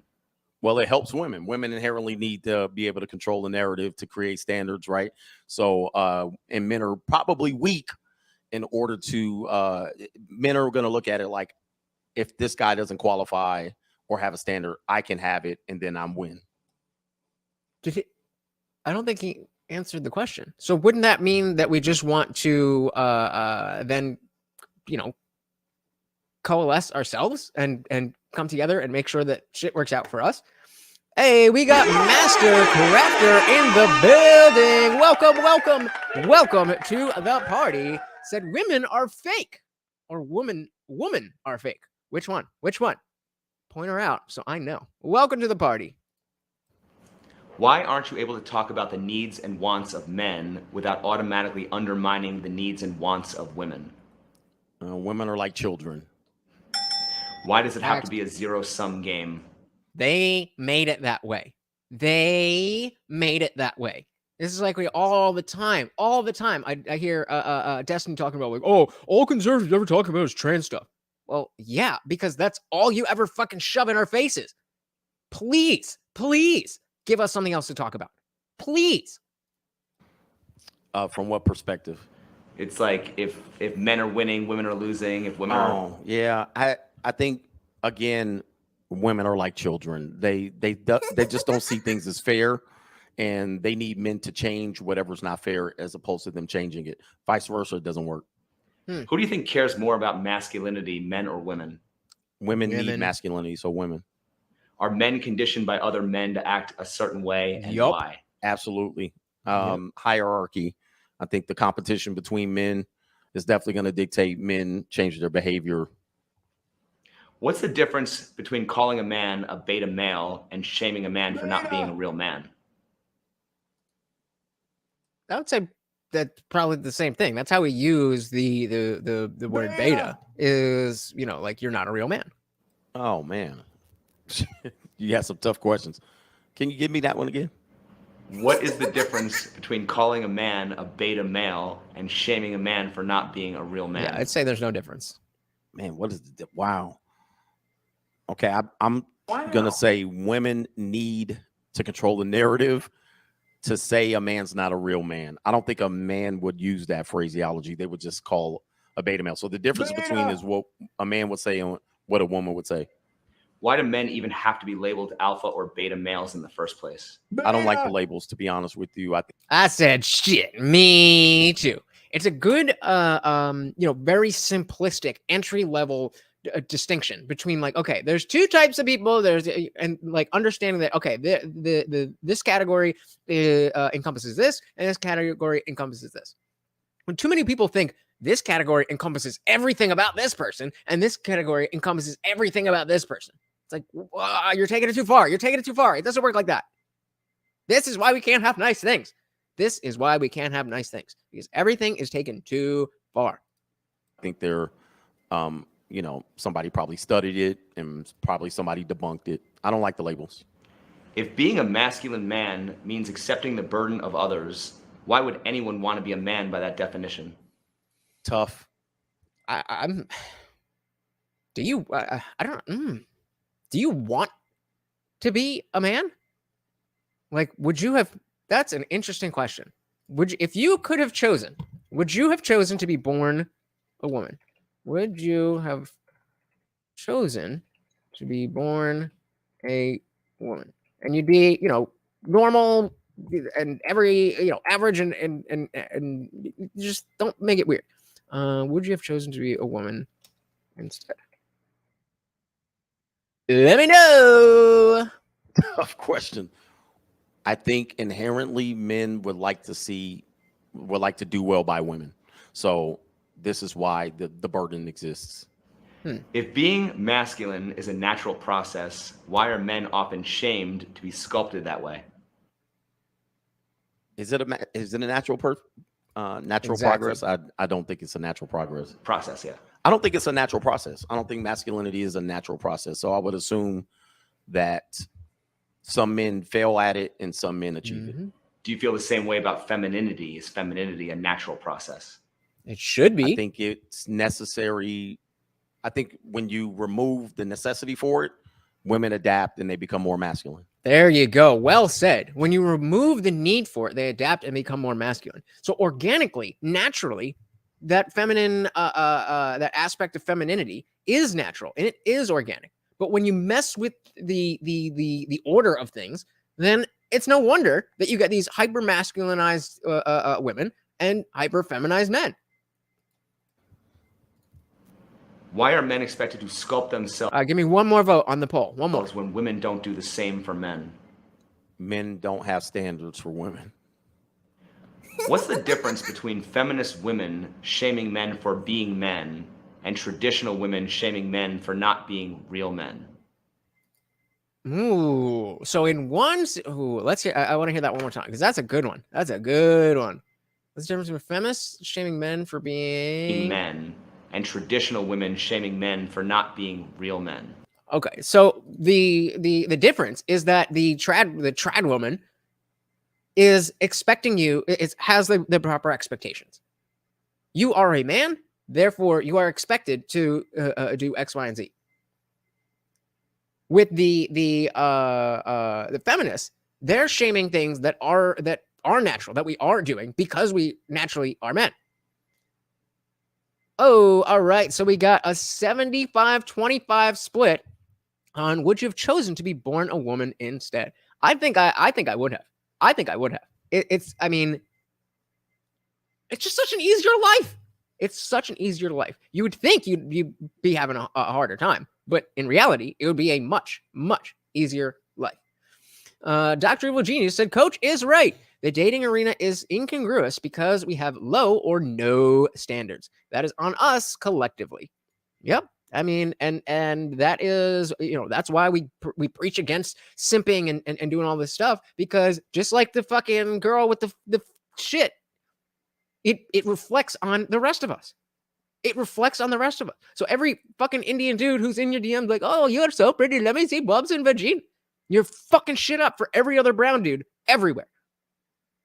And this, I am definitely not doing that. Where is it? Come on. I am definitely not putting that in my Google thing, but you can and let me know what it says. But the idea that it reflects on all of us is absolutely right. Fair or not, every creep out there, every loser out there reflects on all of us. And so and you can't control what other people do. So all you can do is be responsible for yourself, not be a loser, not be a creep, and just be a normal dude. The more normal, regular, just people there are, that's what people will assume when they see, oh, here's a man, here's a brown man, here's a black man, here's a gay man, here's whatever it is. People put people in boxes. People put other people in boxes. And you got to be in the right box. Zippy is hitting on me, apparently. You're short and cute. Just saying. I'm a whale. Seeing this on these people. Well, I appreciate that. Indie Film said, brown dudes have great tans. Oh, you wait till if work is starting to pick up a little bit. If I'm outside a lot this summer, you guys are going to see how dark I get. Oh, man, I get dark in the summer. Dr. of a Genius said, it goes to the would you rather be a woman if you could question. Yeah, I'm still not putting that in Google. All right, fine. Oh, God.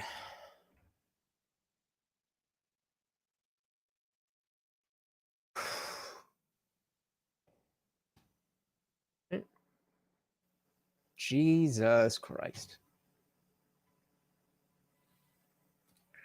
Transmaxing. It is well established. It's well established. What in the? It's well established that some teenage girls choose to identify as boys to escape the difficulties of female adolescence. Now, daily reports that some young men seen transition as a solution to sexual frustration. These transmaxers, an online community of men who consider themselves involuntarily celibate or incels, are transitioning to the opposite sex to escape sexual rejection and improve their lives. If any of you guys are thinking about this, I'm just letting you know right now, it's not going to turn out the way you think. It's not going to turn out the way you think. You're just going to be around a bunch of pansexual fat people with purple hair. That's not what you want. One such individual wrote that he discovered this path when he got a new therapist.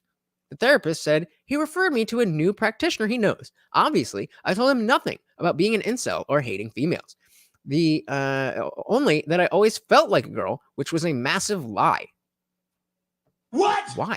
Why would you say that? This individual intends to keep his genitals intact while using cross-sex hormones to improve sexual sensations and expand his dating pool. The Transmaxer's online manifesto. Don't date anybody with an online manifesto. Just don't. It promises, since females have the upper hand on the dating market, transitioning from male to female will usually improve your options when it comes to getting sex. It used to be that some men would lie about their profession to get women into bed. Now it seems we lie about being trans. Yeah, no.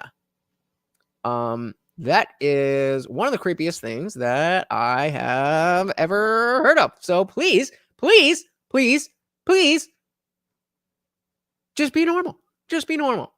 At least if you're transmaxing, I guess, then you're putting yourself in a different category. But no, I don't want it that bad. I don't want it that bad. I said if I had the choice, of being biologically a female from the beginning and being raised as a female and continuing my life as a female, a straight female who would be into men, then I would have chosen that. That's very different than whatever the fuck that was. Yeah, that's what's happening inside me right now. Indie Film says kids going through puberty are often confused. Telling a boy he's really a girl or a girl he's really a boy is a huge failure of the medical community. But you say that and you're a transphobe. Men for being men, and traditional women shaming men for not being real men. Man. Give it to me one more time. Okay. That's what she What's said. the difference between feminist women shaming men for being men and traditional women shaming men for not being real men? Is there a difference between that? Would that equate modern misandry to feminism and traditional misandry to chivalry? Yeah, I think both of them, I think to me, just to be honest, are equally dangerous, because when women shame men to be real men, it's often in service and to be able to get and receive. I think feminists, on the other hand, use it as a shame of the patriarchy. You have control. The patriarchy! Oh no, the patriarchy! Dr. Virginia says, do you think that life would be any better? Every guy trying to bust your cheeks? Well, I mean, if I was into that, then yes. If I was into guys trying to bust my cheeks and all dudes were trying to bust my cheeks, and I think that would be better than me wanting to bust female cheeks and not getting female cheeks. Of course. What you mean? If I was a woman. Don't both place women at a status above men? Actually, no. We went over this before. Because chivalry is not about supremacy. Chivalry is about the roles, the equal roles that are different. That I'm playing the man role, you play the woman role. They are different, but they are equal. Feminism is woman good, man bad. I don't think so. Don't both allow women to define the man's masculinity? Yes. So wouldn't that be placing women at a status above men? It could be. It could be, yes. I disagree. Just to be honest, I think that inherently they both want us to give them something. Just because you're anti-feminist Does that necessarily mean you're pro-men? No. Don't anti-feminists often push chivalry, which still places women above men?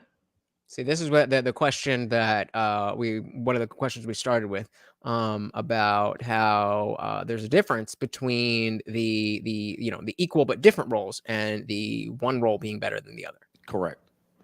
Why is everyone pushing for traditional gender roles and marriage without first changing the laws? Have you seen the divorce rates? I don't understand why people do that. I think the laws are the biggest thing that need to change, not the gender roles. I mean, I agree, but what power do you have to change laws versus changing people's opinion in your immediate surrounding? It would be nice if I could just, change the laws, but I can't. I mean, what do you want me to do? What do you want me to do? I'm already doing everything I can do, and shit ain't changing, and I'm not even worried about the law. I mean, I am worried about the law, but I'm not focusing on the law, and already. What? I don't know. I don't get it. Why are men more focused on self-improvement than men's rights? Because of, I think, the hierarchy. I think they're going to establish a position where they win and another guy loses. That's the end of it. How does being masculine help men who are screwed over by the family court system? It doesn't. Doesn't help at all. Nope. Doesn't help at all. How does being masculine help men who are falsely accused? It doesn't help at all. Whether a man is masculine or not, doesn't he still deserve equal justice? Absolutely. So once again, why is there so much talk about masculinity rather than men's rights? That's a good question. Yes. Are women the problem, or are the people influencing women the problem? The people. Ooh, are women the problem, or are people influencing women the problem? I would say it would be obvious that it's the people influencing the women, because women weren't always the way women are now. So if it was the women, then we would expect that they've always been like that, but they haven't always been like that. Not at all. People influencing women are the problem. Why does the manosphere talk about female nature if men's issues are mostly with modern Western women? I think modern Western women have been able to manipulate the system more to heighten female nature. Were women like this in the past, and are women like this overseas? I think women were like this in the past. They just were Cosmo? Not allowed the opportunity to flourish. Who's Cosmo? So is it female nature or female nurture? It's a female nature or female nurture. I still think it's female nature. I think the natural capacity for them to want to do things, to disrupt, to add chaos is always going to be present. I agree. I think the problem isn't the female nature in and of itself. I think it's the lack of balance. That there's again, when the roles are equal but different, there is a balancing act. That balance cannot be achieved if we're saying that one role is better than the other. And so with the imbalance, that throws everything out of whack. I mean, point to anything in dating, and it will always come back down to that issue. So that the female nature that we talk about, like I was just saying, that the women weren't always like that. Maybe the women weren't always like that because the men were different than the feminized men we have today. And in either case, it's the people influencing women. So it's female. That's a tough one. That's a tough one. What do you guys think? Let's do one more poll. One more poll.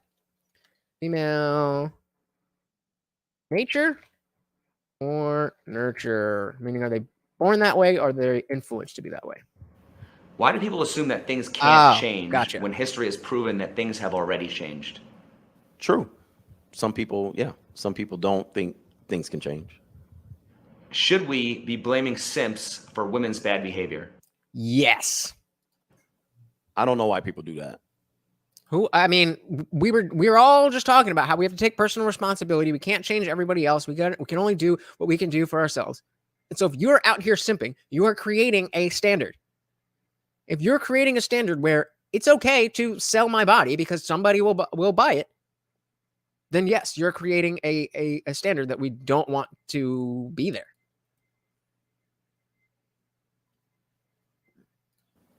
Didn't women set the terms that they needed to be served and put on a pedestal, which created simping in the first place? Correct.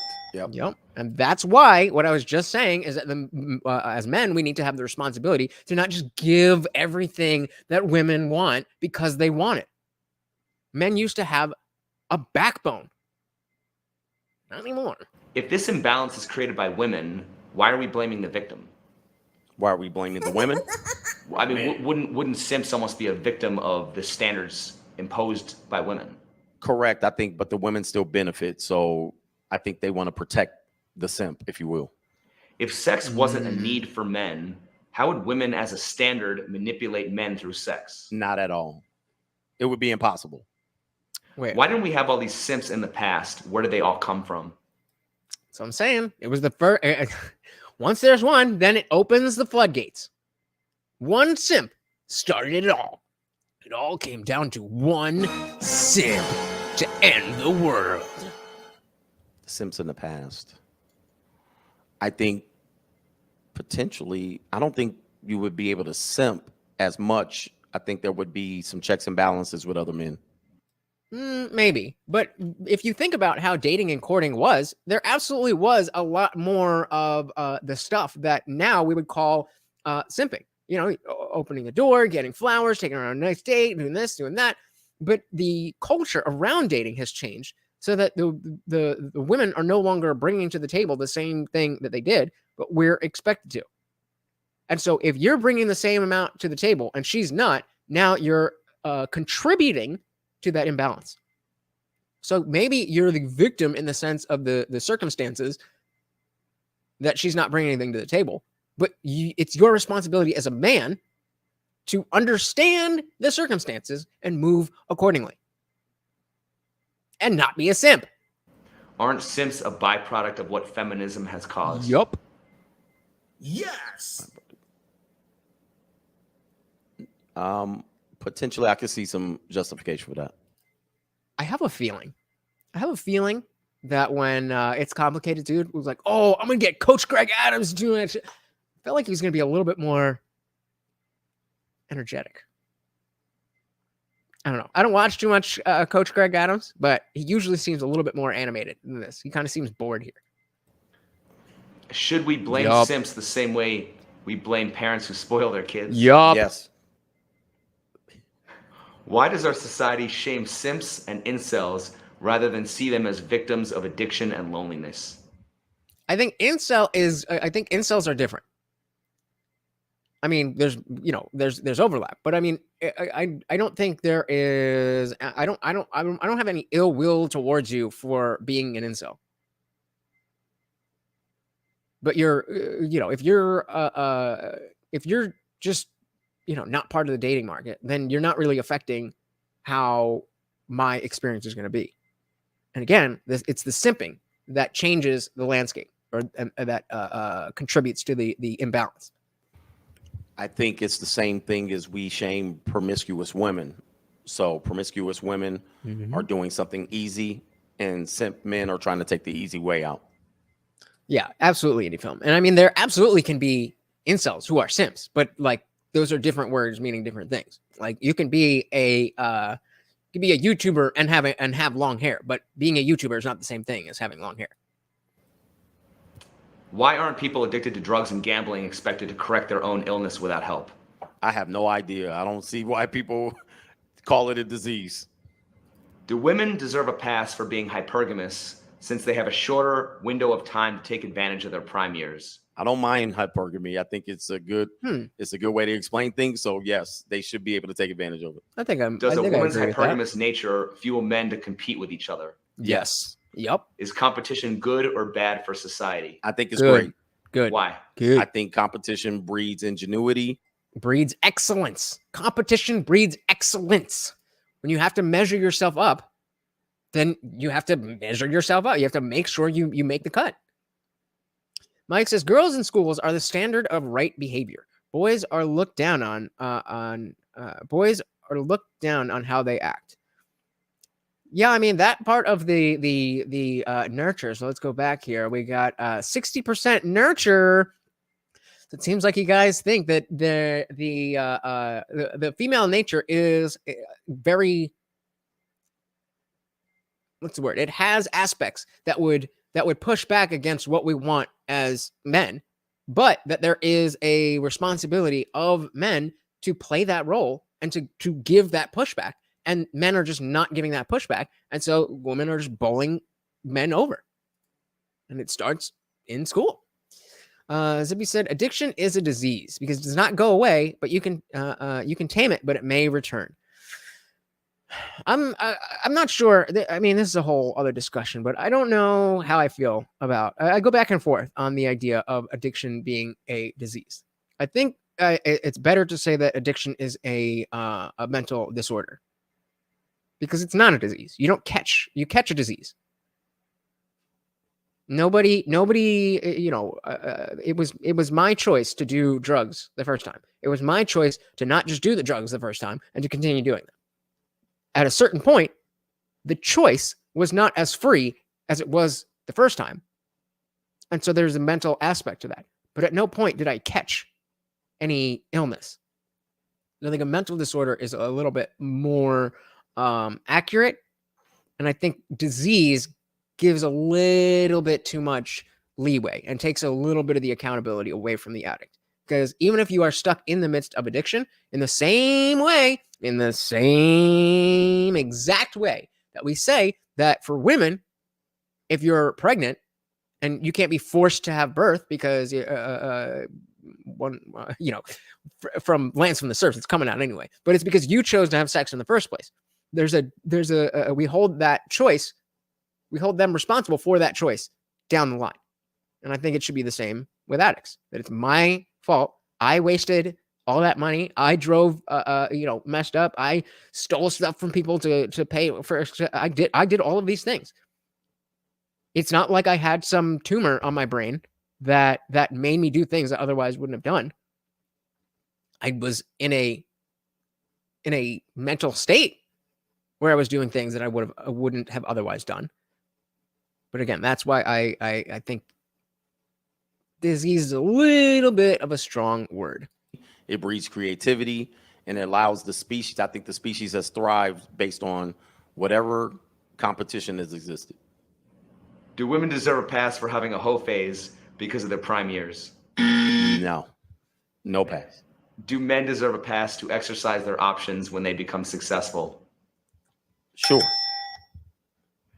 Do men have more of a problem dating women who earn more, or do women have more of a problem dating men who earn more? The latter. Second one. Yep. Women cannot date below them. Absolutely not. If a woman out-earns her man, work. who is more likely to feel threatened? The woman for not feeling provided for, or the man for feeling emasculated? I'm curious what you guys think.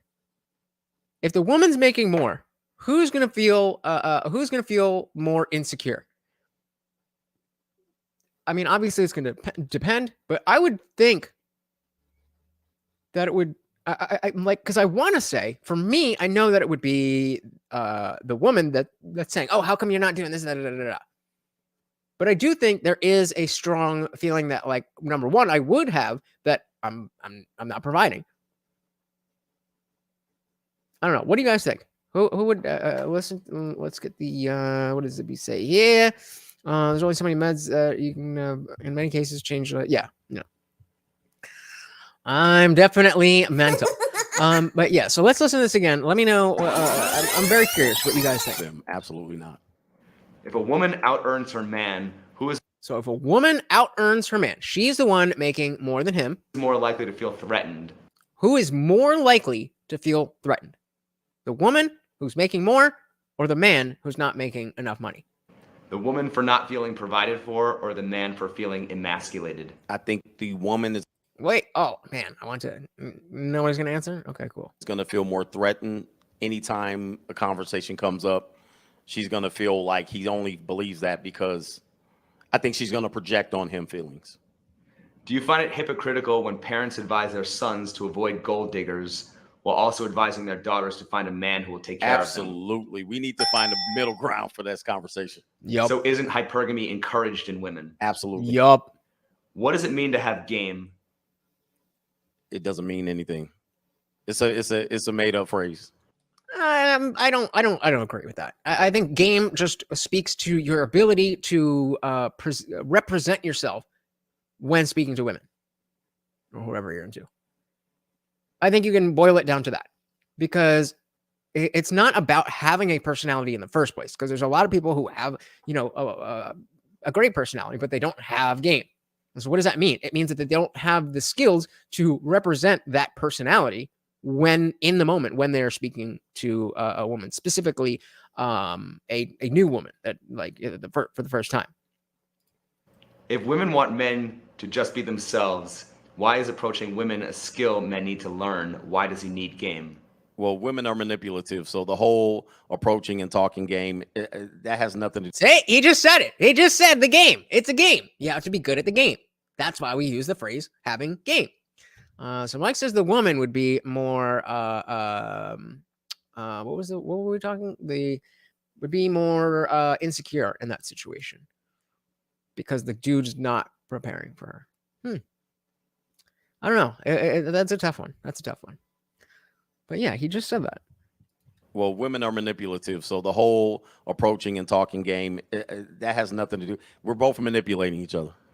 Why do we keep asking men to have game when approaching women and instead ask why are modern women so unapproachable? That is because you don't want to go down that road. That is, again, where you're going to get the shame, insults, guilt, and the need to be right. Kevin Samuels had it on point. Always did. I'm on the side of why are women so unapproachable. I don't think game is the answer. If women only want to date alpha males, why haven't all the beta males gone extinct? Beta.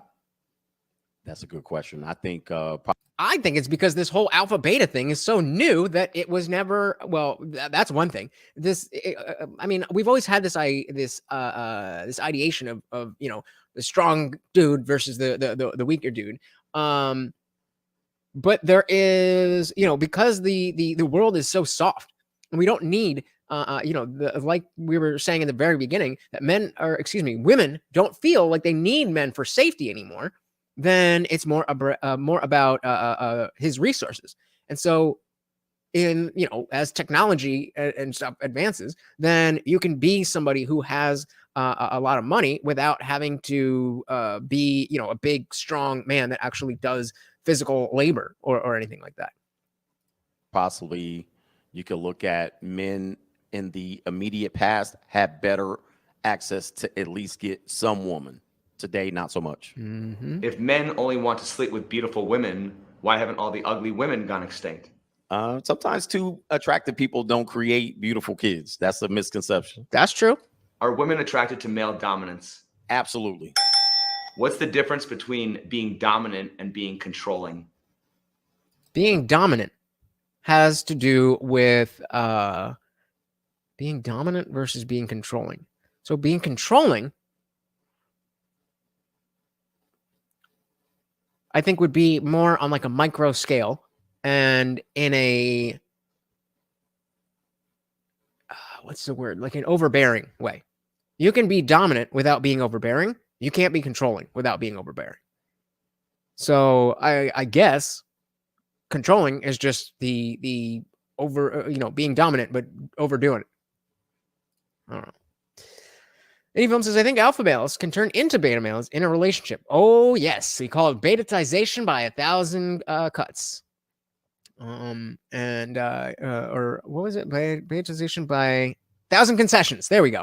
1,000 concessions. You start out as let me finish reading. So, yeah, I think alpha males can turn into beta males in a relationship, and then the woman wants out, and the man has to regain the alpha male mentality. Yeah, so the this again was an issue that I had a long time, because I'd be confident going into the relationship, but then I'd just be a nice guy, and she would lose respect, and then now I'm on my back foot, now I'm on defense, and I'm just acting like a beta, and then she loses interest.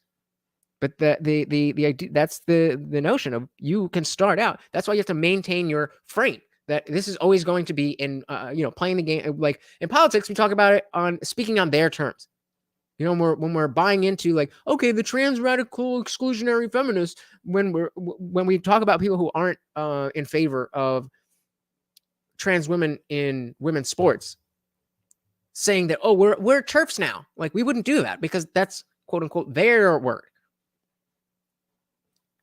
And so it's the same thing. When you're in a relationship, you have to make sure it's on your grounds, not because you are inherently a better person, but because men inherently are going to be better at creating a frame that will work for both people. Like I said, it's all in it's all a game. Read the book 48 Laws of Power. As we said, but alpha is just strong-willed or dominant or assertive, a go-getter, a real extrovert.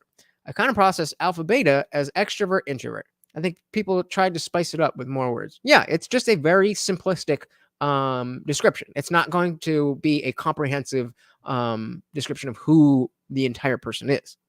It's just one aspect.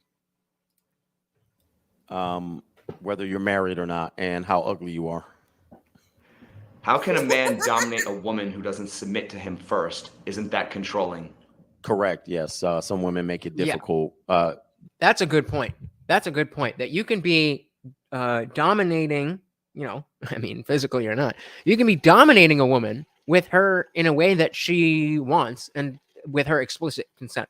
I think if you're controlling, if you're being controlling, then that sounds like it's inherently not what the person wants. So again, just two very different things. Not very different, but two related things that are different. Shit testing. They should test no matter what. So you're playing the game. That's the phrase that I was looking for. That's the phrase I was looking for. So when we're talking about female nurture versus female nature, we ask about why. Oh, where am I? Okay. We're saying why, you know, is it female nature or is it female nurture? And how come it wasn't always this way if it is female nature? And it's because male nature has changed. Male nature has become softer. And so it's not strong enough to combat the shit test aspect of femininity. There we go. Why do women often require a man to prove his dominance before she will submit? Yeah. I mean, she gotta be able to be comfortable that you're gonna be a man of your word. Isn't the woman exhibiting the ultimate dominance by requiring those terms? I've heard that question phrased before, and it is true. She's establishing the rules of the relationship. Wow. Yep. I want to try this one. What is a dowry? A dowry, isn't that that has to do with like, isn't that having like multiple wives? I've heard of that before, but I'm not sure. I believe it's one of the family members paying, I want to say the bride. No, the father's family paying to the groom's family paying a price for the woman. Yeah, I think he's right. It's the price that I think Unwanted Foe has it here. What a woman's family has to pay for marriage. Thank you. It refers to property or money brought by a bride to her husband on their marriage. Okay, so it's the opposite. Bride price is the opposite. Okay. How do we go from men being compensated for taking on a wife to now men have to pay or work for female attention? She had value. Women inherently in that time potentially had more value by creating more children to help with whatever that land or that money that was given to her family for. Yeah. If women have always been the prize, why did the concept of a dowry ever need to exist in the first place? That's a good question. Got to keep the society populated somehow. In other words, how did women go from being property to being the prize? Yeah, that's an interesting question. And obviously, I mean, the easy answer is feminism. But I think that's not really a good answer. Anybody have thoughts? Am I sitting here watching by myself? What do you guys think?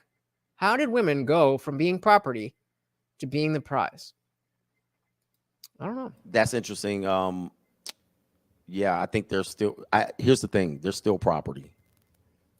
Nothing's changed. Actually, I'm curious. I'm going to throw this one real quick.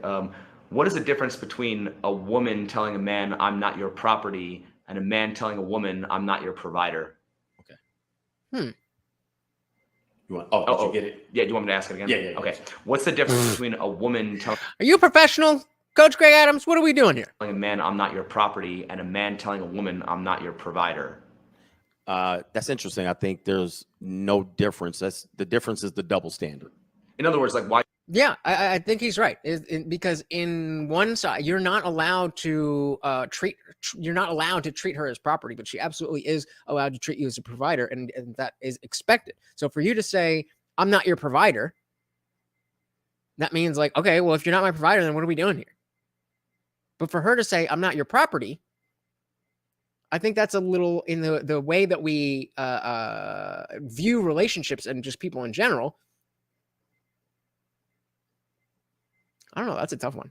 That's a tough one. I think it really does just boil down to anyway for women, men and women are different. And, one is going to be more acceptable because of that difference. And it's just, two different roles are going to manifest to, different subsets of things that are about that role. If this role has to do with dominance and responsibility and this role has to do with femininity and submissiveness and different responsibilities, then the stuff around that is going to be very different as well. Indie Film said, I don't know how women went from property to prize, but I do believe that men should treat their women as a prize, or their woman as a prize. If she is one. Don't be treating fucking, street rat like she's a housewife. That's a problem. That's not going to end well for you. Zibby said, modern life is when females became the prize. I mean, that's basically, that's it, right? Mike said, dominance is telling her not to go to the club. Controlling is stopping her from going to the club. I like that. Yeah. Zippy says, almost like when every man had his own castle. I don't think that's true. I don't think that was ever a thing. Every man had his own castle. Every king had his own castle. Every duke had his own castle, but the people just lived in the fucking slums. Yeah, I don't think that's accurate. It's really a thing that made in the 70s and beyond. So you think in the 60s, every man had a castle? What? What are you talking about? Why should a man have responsibility without authority? Correct. I think this is a game that is. It's a what? It's a what? It's a what? I thought you said that that's a stupid word. I told you. What did I tell you? Didn't I tell you? Because I told you. Without authority. And when? Correct. I think this is a game that is. This is why we tell men don't play the marriage game, because it's a no-win. Why are you more likely to see female empowerment in first world countries? Because there's a sense of security. There's no attacking. There's nobody's getting hurt. The world is soft, and therefore the privileges that you have are invisible to you. So the privilege of not needing a man on your arm to physically protect you from the world is a privilege. That is a privilege that most women in the history of humanity have not had. Most have not had this privilege. But because it is a privilege and you have it, you cannot see it. So this is almost like when we did that one. The Western world is soft. There's no need for a front line. So wouldn't that mean that feminism is a first world option? Absolutely. Why do women seem to be more unhappy the more free that they are? Because inherently, women who are left to their own vices tend to believe that the grass is greener on the other side, and it's not true. Yeah, but why is that? Why is that? I guess that is inherent to female nature, and that is the balance that we need. That's why we need strong men to be able to say when your woman's in the her mind's in the clouds, to keep her grounded. And we don't have that. We're just, okay, honey, whatever you say, okay, and then floating off into the distance. The reality of strong men floated away with as simping and betas came around. They don't realize this until later in life. Then they settle. Mm-hmm. How much of our economy is driven by men buying things to please and impress women? Almost all of it, 60%. 83% for sure, as the data. I think the majority of things that men do, and the majority of things that men do as terms to make money is for women. Would you agree that most consumer spending is geared towards women? Absolutely. Would you also agree that the media pushes a campaign of fear and consumption by exploiting men's need for female validation? Yes. So why is there so much talk about the exploitation of women, but we never talk about this exploitation of men? Because they can cry. That's why. They can cry. That's it. If it was acceptable for men to cry at the same things women cry about, then it would be a lot easier to get shit. But it doesn't work that way, does it? I think because we're in a dominant position, they assume we're in the dominant There position. you go. So why is there so much talk about a gender pay gap, but not a gender spend gap? Correct. I mean, listen, we live in a world where the woman has to be the victim. Why do women want to earn as much as men if they still expect men to pay for everything? I have no idea how this works in their brain, but for some reason, it makes sense. What are your thoughts on the following statement? Women are born with value, men have to create their value. Bingo! It's overwhelmingly true. Yep. If men are more likely to work for their value, don't they deserve more respect for that? They do. If men have to accept that they need to work harder in the dating market, why can't women accept that they need to work harder in the job market? Goodness. Try telling any woman that. So he says, the people did not have property rights till a bit after the Middle Ages. A man's home is his castle. A man's home is his castle is when people got property rights. But I'm blurring thing. Modern life jobs is the main thing. Yeah. Agreed on unwanted. It is up to men to teach their daughters expectations. That's why fathers are so necessary. This is why this I don't need no man. That's you think that because you've had to adapt to not having a man. That's not right. That's not correct. You are incorrect. Yes, ma'am. You do need a man. I'm sorry to be the bearer of bad news, but you're going to exist fine for 30, 40 years. You're not going to need a single particular man, but you sure as shit are going to want one. Women are children with breasts. Why is there no affirmative action for men in the dating market like there is for women in the job market? Why is there no affirmative action? Yeah, there was affirmative action for men, but the 50s died.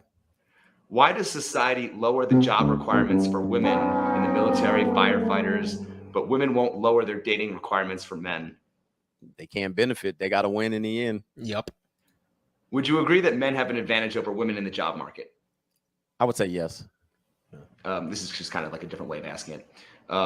Would you also agree that women have an advantage over men in the dating market? Absolutely. If there are government quotas to ensure women get equal employment opportunities, shouldn't there also be quotas to ensure that men get equal dating options? You can't negotiate attraction. If you can't force women to Facts. It would be nice, but you cannot negotiate attraction. You cannot convince somebody to be attracted to you. And trust me, I've tried. And trust me, I've tried. And it didn't work. There we go. That's what I meant to do. To date men they don't want to date, why should companies be forced to hire women they don't want to hire? This is true, but lawyers. I mean, every one of these comes down to a double standard. Every single one. It's just like, yeah, no, that's not fair, but it is what it is.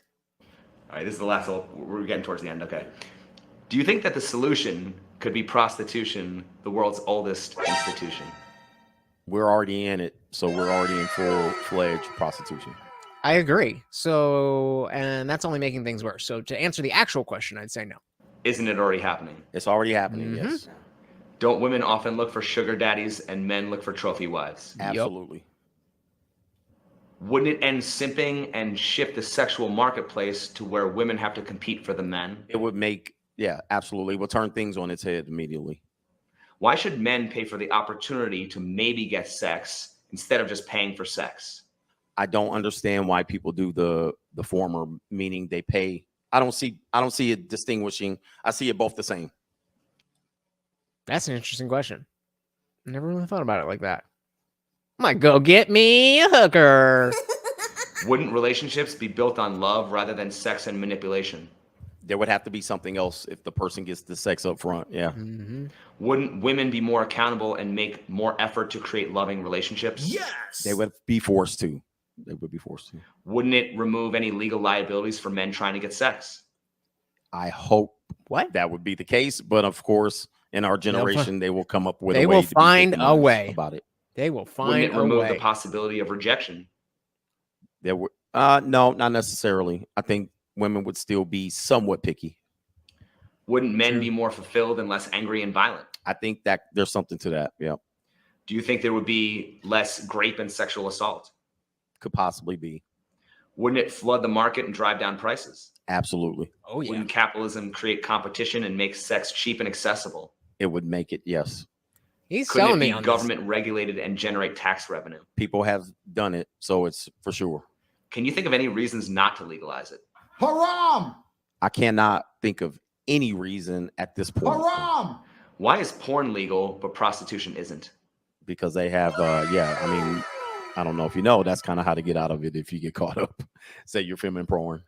What's the difference between being paid for sex? I never thought of that. I don't really think about, getting with a hooker too often, but that's smart. That's smart. Little trick. If you're ever in that situation and you get caught, no, we were just making porn. We were just making porn. Sex and being paid for sex in front of a camera. There's no difference.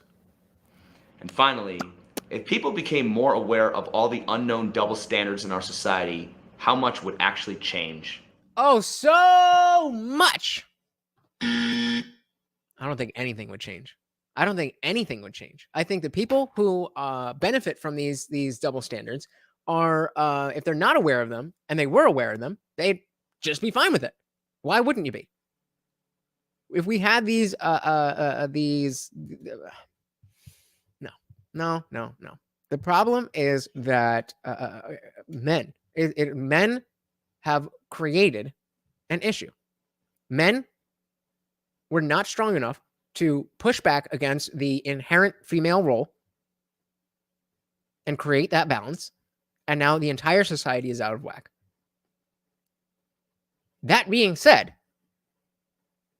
while we're saying collectively it's men are doing this, that, and the other, the individual man may or may not be contributing to that in certain ways. So just because, it's a problem of men being simps, that doesn't mean that each individual man is equally responsible for that.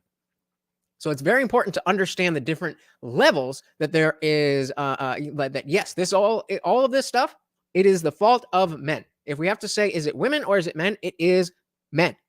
Because this is always how women were, but they didn't always behave this way. This was always their nature, but they didn't always behave this way. So what changed? Partly the law, but again, who was in power to change the laws?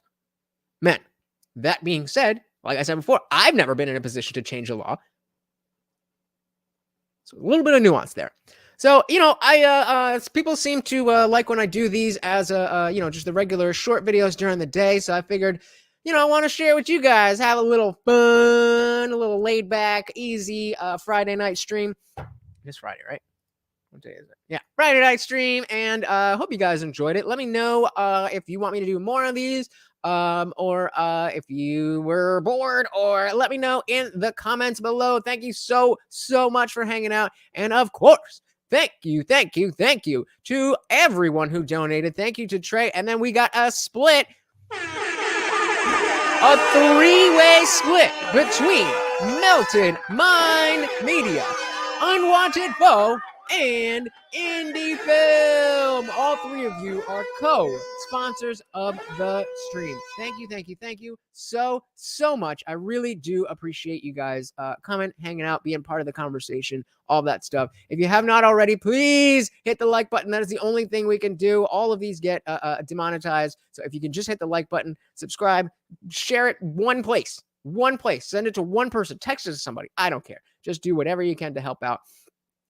And, the fact that you guys are here is amazing to me anyway. And especially those of you who would part with your hard-earned money. You guys are awesome. I love you so much. Thank you so much for hanging out with us. Once again, this is Morty, and I have been your host, Lutch, aka the Indian Jesus, here to resurrect the second coming of common sense. Until next time, guys, remember, we're heading over to Discord for the after party where the party never ends.